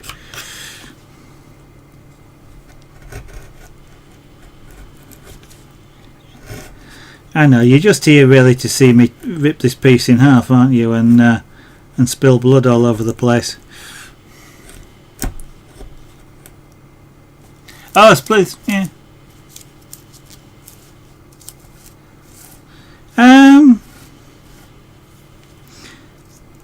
It never occurred to me, to be honest. I'm kind of wary of splinters, is perhaps, or knocking something off. But this is my normal sort of home environment. I'm not in a proper studio of some kind. I've got carpet on the floor. I've got other stuff around me, and I don't really want to start having shavings thrust all over the place. But I'm just generally tidy. There's no need to sort of start brushing it off all over the place. But yeah, and the other thing is I love the feel of the wood, so it's kind of an excuse to do that as well. Lenny Leland, yes, what would you like to see? Carving, pyrography, airbrush, scraper board, glass engraving. That's probably all I've got immediately to hand. I mean, I've got rugs and things around, but they're a bit harder to show you. Yeah, that's about all I can think of at the moment. Any particular art form you'd like to see? Carving? Okay. Not a lot actually around. I do have some pieces, but they're tucked away downstairs somewhere and I haven't been able to find them yet. But this is one that was done on stream, relief carving, done on ash, which is it proved to be an interesting wood, shall we say. It was quite hard, and the contrast between the darker and the lighter areas of the grain of the wood, the lighter areas are a lot softer than the darker areas, although neither are particularly soft, which is why it's a really shallow relief. It's quite hard work doing that. And then a few of the guys on stream suggested applying a bit of paint to it, which is the first time I've actually painted a carving. So there's a piece, shallow relief carving, and I was, shall we say, I was encouraged perhaps not to want to do that on ash again with certainly with hand tools. Power tools may be a different matter, but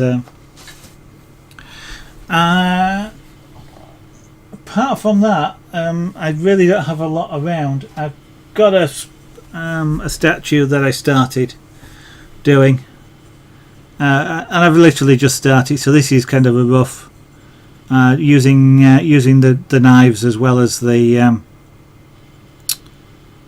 chisels on this one. And again, I've never done a 3D figure, so it was a see how it goes. I'm sort of pleased so far, but it's not great, but it's not bad for the first attempt. And this was when I get into it, isn't much, but it's intended to be a sleeping pussycat almost, and I just using the knives on that. And again, just to see what it was like, these are the first two 3D carved items I've done.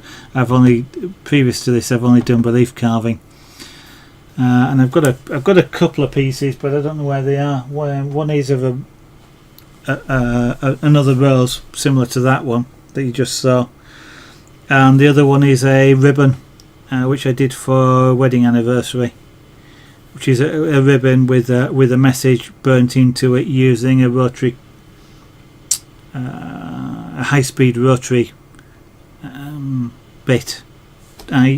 What I have is I've got a dental drill basically, and if I put a long tapered cutter in the end of it, what I can do is I can sink it into the wood really easily, and because of the speed it runs at, it actually chars the wood, so I can actually write in wood and create quite a very fine line almost, in sort of, obviously colours the wood dark black.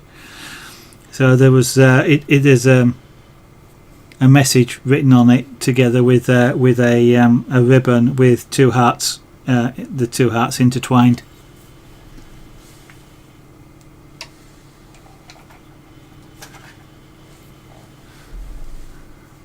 How long did it take? The rose? The rose took about 2 weeks, about 10 days, yeah, about 20 hours in total on stream.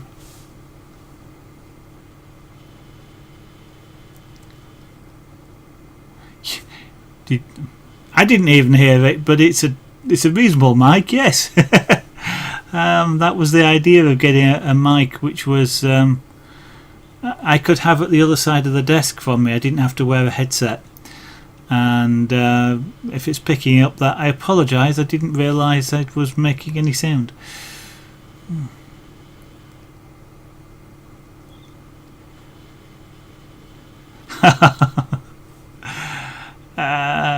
Never did anything like this in school though. Table. We all made tables in school a long time ago, 40 odd years ago. Yeah, a coffee table, sort of a low height. Yeah, coffee. If you're familiar with coffee tables, low height, sort of 3 foot by 2 foot table, made out of mahogany. It's about the only thing I can think of having been made. I never got the opportunity to do any lathe work, partly because I remember electing to do metal work instead at that point instead of woodwork, so I got to play on the big metal lathes, and I do remember making a chess set out of aluminium bar, which took quite a while. It meant I got to play on the big lathe most of the time, and I only once threw the key across the room.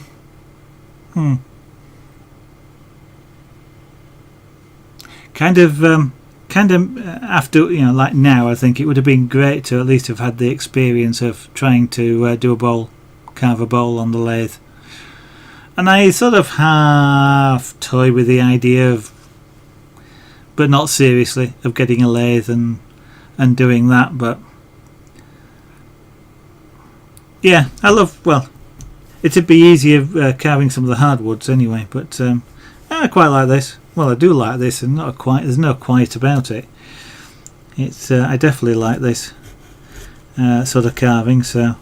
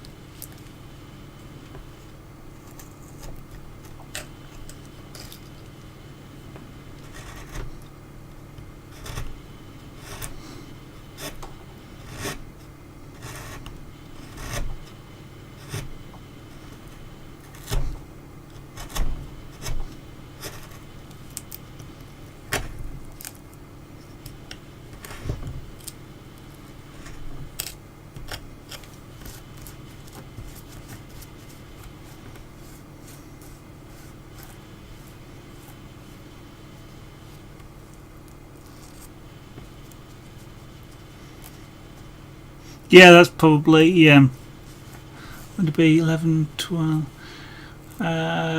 We kind of did woodwork from age about 11 to, well, for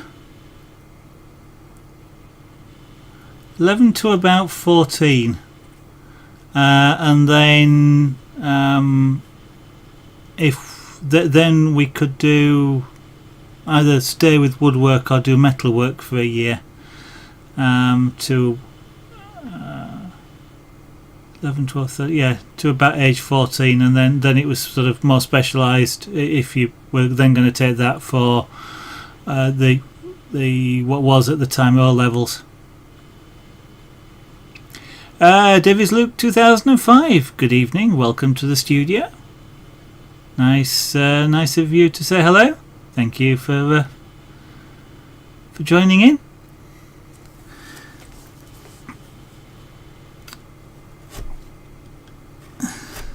Unfortunately, guys, I'm, however, going to only do about another 5 minutes because it's a little bit late for me now. We're coming. Well, we are at 10:30 in the UK. It was a little bit late starting stream, so I'm just going to go on for a little bit longer. But normally I stream from 8 o'clock in the UK for about 2 hours. Because generally speaking, I could, after doing 2 hours of carving, I could do with a bit of rest. There's a lot of quite micro movements, so it does get quite tiring for a little bit. Page DRCL2, thank you very much for the follow and joining the studio. That's most kind of you. And Davies Luke 2005, also thank you for following and joining the studio. That's absolutely fantastic. Thank you both. I'm sorry, but Davies Luke managed to get his name as on the bottom of the screen, page DRCL2, but you will both see your names on the end credits. So yeah. Oh, okay. Yeah.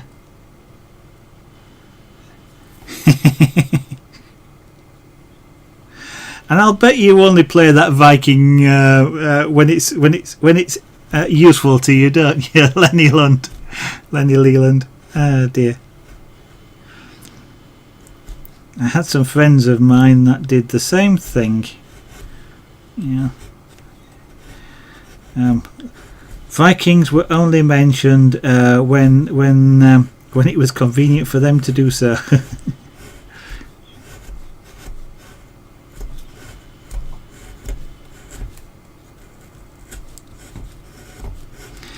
Anybody else got shall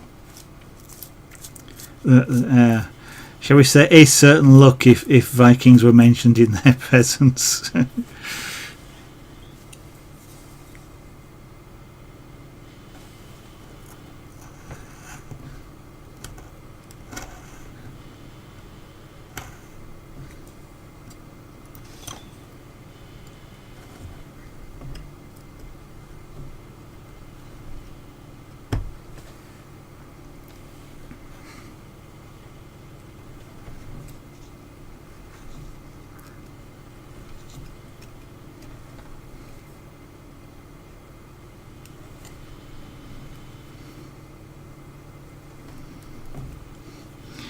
Right, there is a finger on the end of this, and I'm going to try my best to maintain it, but almost certainly I'm going to lose it at some point,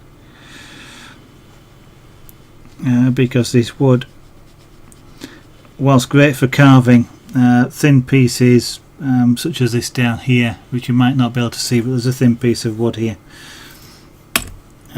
just between the knife and my fingers. I caught that early tonight, just moving the board. I just caught the edge of it and it broke off. It's because it's so thin.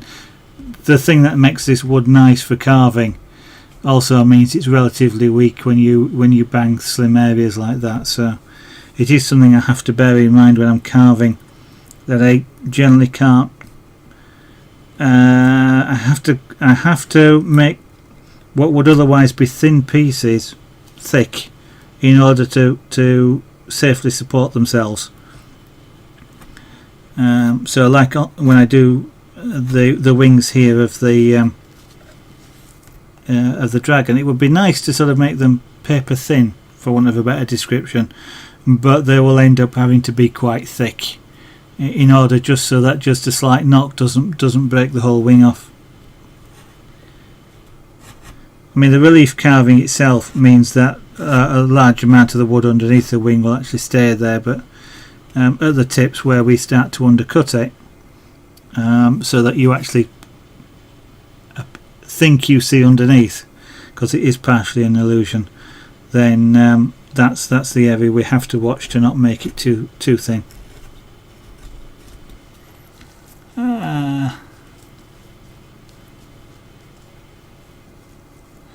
Ragnar Leatherbook. I've not seen Vikings, I'm afraid.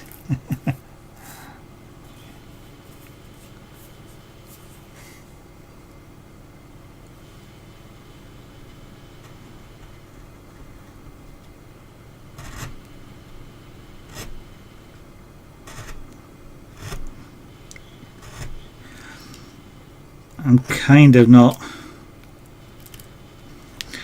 fantastically interested in history. It's a bit of an odd thing. Sort of am, but sort of not. Technology history is of interest to me, I think. But there again, you know, places like Greece and Knossos in Greece and a lot of, you know, the Olympic Stadium and places like that fascinate me as well. So yeah, it's a bit of a mixed bag as to whether I actually like history or not. Certain things, if something attracts me, it attracts me. If it doesn't, then it doesn't. That sort of weird thing.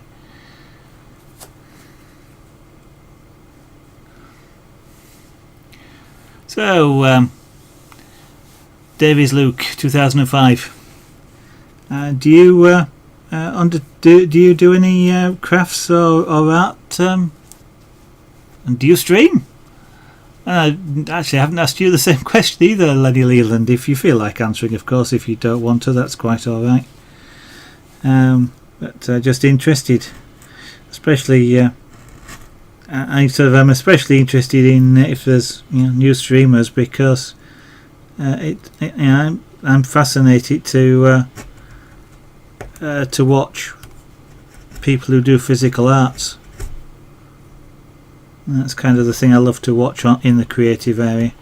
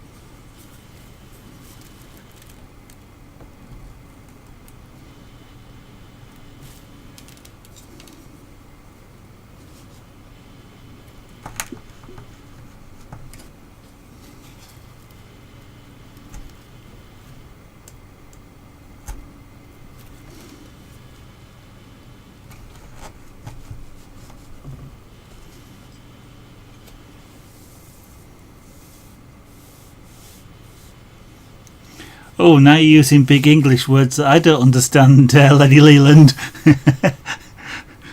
I know you guys over there can probably speak English better than I can.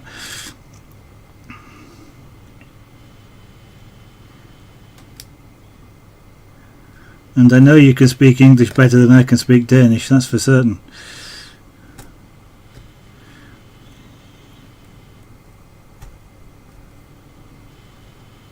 I have half an inkling of what it means, but actually I'm not going to...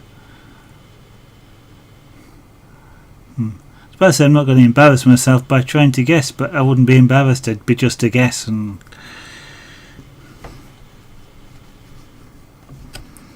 I'm quite happy to admit that I don't know.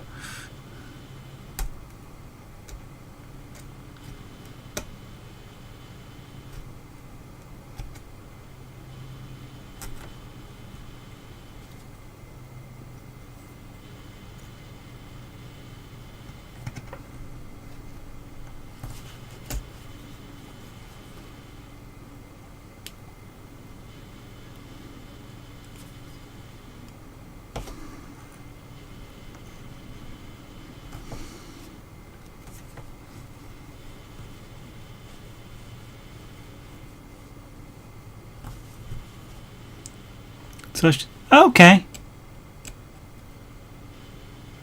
Oh, well done. I'm guessing that can be quite an interesting job.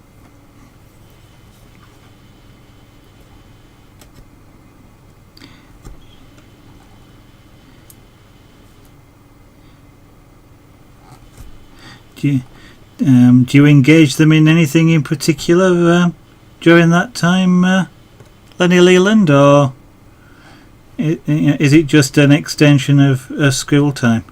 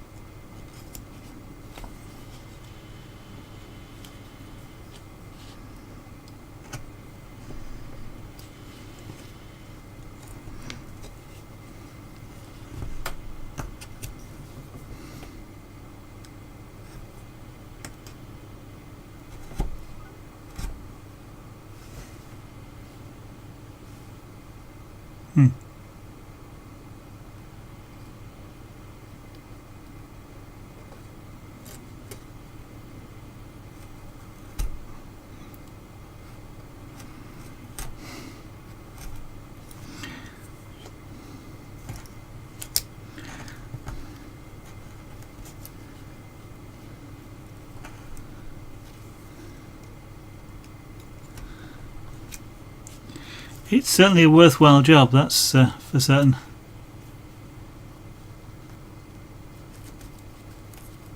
Okay. I'm just trying to think what they have well, certainly in-school helpers have a particular title here in the UK.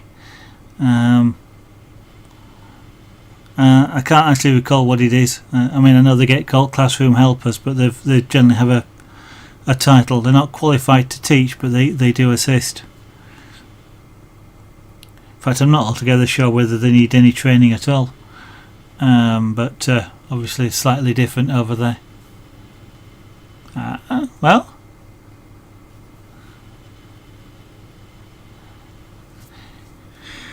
I'm guessing it can be a what shall we say, a challenging job, but ultimately a very interesting one.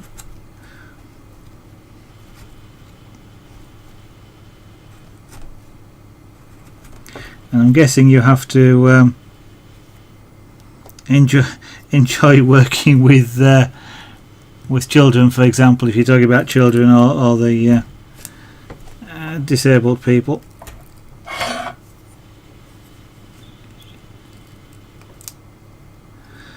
I'm sure some of the teachers I've come across actually didn't actually like working with children. Yeah.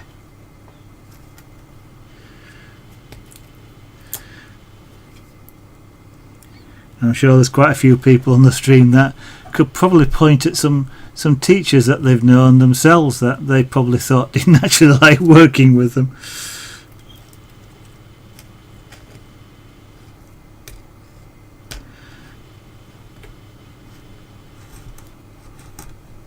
Right, well,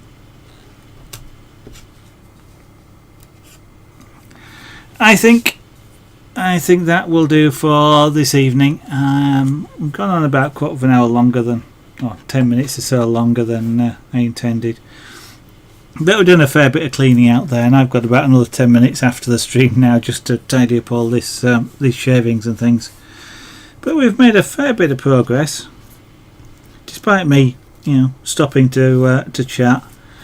But these areas around here are the relatively awkward ones to do, and I've got a big area in here which is really fiddly to do, all because of the dragon's tail. But yeah, well, what's life without a few challenges?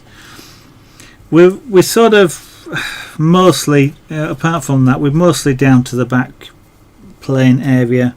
I've left it. We're still slightly higher than I ultimately want to go down to, and that is it's mainly just because when I start going further down, I'm going to start using big chisels like this one, big white chisels, and I just want a little bit of room, shall we say, to have leveled it out before I get down to the line I actually want to get down to, because then I'll start almost shaving the wood down to that line, so I'm not trying to make big gouging movements and accidentally going deeper than I want to do. It's not fantastically a problem if I do. Yeah, it's just a piece of wood, and I just need to smooth out the cut that I've gone too deep, and I've got still got about 5mm left even when I'm down at the depth I want. But that's just the way I work, I guess, in that respect. But cutting these areas out is going to take some time, unfortunately. I mean, we've done a fair bit of this stream in just this area here, and it's just the fiddly corners that make it awkward. But apart from that, I think it's progressing quite well. And I want to say thank you to all of you that's been in the chat and watched this evening. Whether you've said hello or not, I don't mind. Lurkers are welcome. I do that in a lot of my a lot of streams myself. And from time to time, I even lurk in my own stream. But those of you who have been here before will know this is the time when the advert comes. There's always an advert in any Twitch stream. And this one's mine. It's where I just say to anybody who has been watching and isn't following, if you would like to do so, I of course would be grateful if you wish to follow. It's always nice to know when people are enjoying what they're seeing enough to want to come back. So if you would like to know when I stream, then of course Twitch will potentially try and tell you if you click the follow button, although I gather the mobile apps are a bit better at it than Twitch email is. But you can also follow me on Twitter as well. Details are below the stream window, but at ZavaGoneArt you can find me on Twitter. And a tweet, and about the only tweets that ever go out from me go out when I start streaming, so that's an indication I've gone live. But if you just wish to drop in next time or at some point in the future, that's quite alright.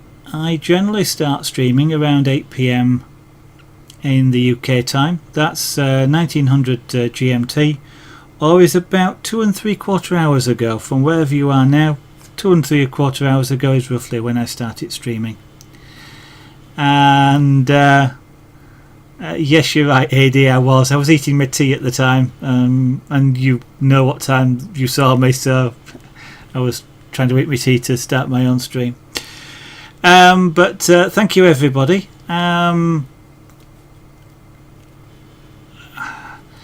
Unfortunately, I don't know if there's anybody still in chat who is potentially about to start streaming. So I would say those of you who are in chat, check out Bubbles the Monkey, who's just very nicely said good night there. Bubbles' next stream I believe is on Saturday, but Bubbles streams bead art, and she's currently making an R2D2 out of little tiny beads. I definitely need glasses to see. And AD Fall Guy there also streams during the week, and it makes chainmail items. So that's not armour chainmail, although I guess he could if we paid him enough. Things like dice bags, jewellery, decorative chainmail, shall we say, I suspect is a better description. And he has been playing with some very interesting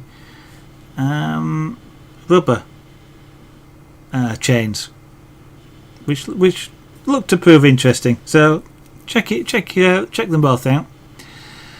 Apart from that, after this stream, what I'm going to do is I will host a guy called 3D Bloke. He is an airbrush artist, a very good one. I'm not sure quite what he'll be doing at the moment. I think he was going to do some more work on the Xenomorph in black and white. So I recommend you check him out. But if you want, you can also just stay on my stream, and once the end credits play out, then I will host 3D Bloke as well. But apart from that, thank you all. Hope I'll see you again on the next stream, and have a good evening.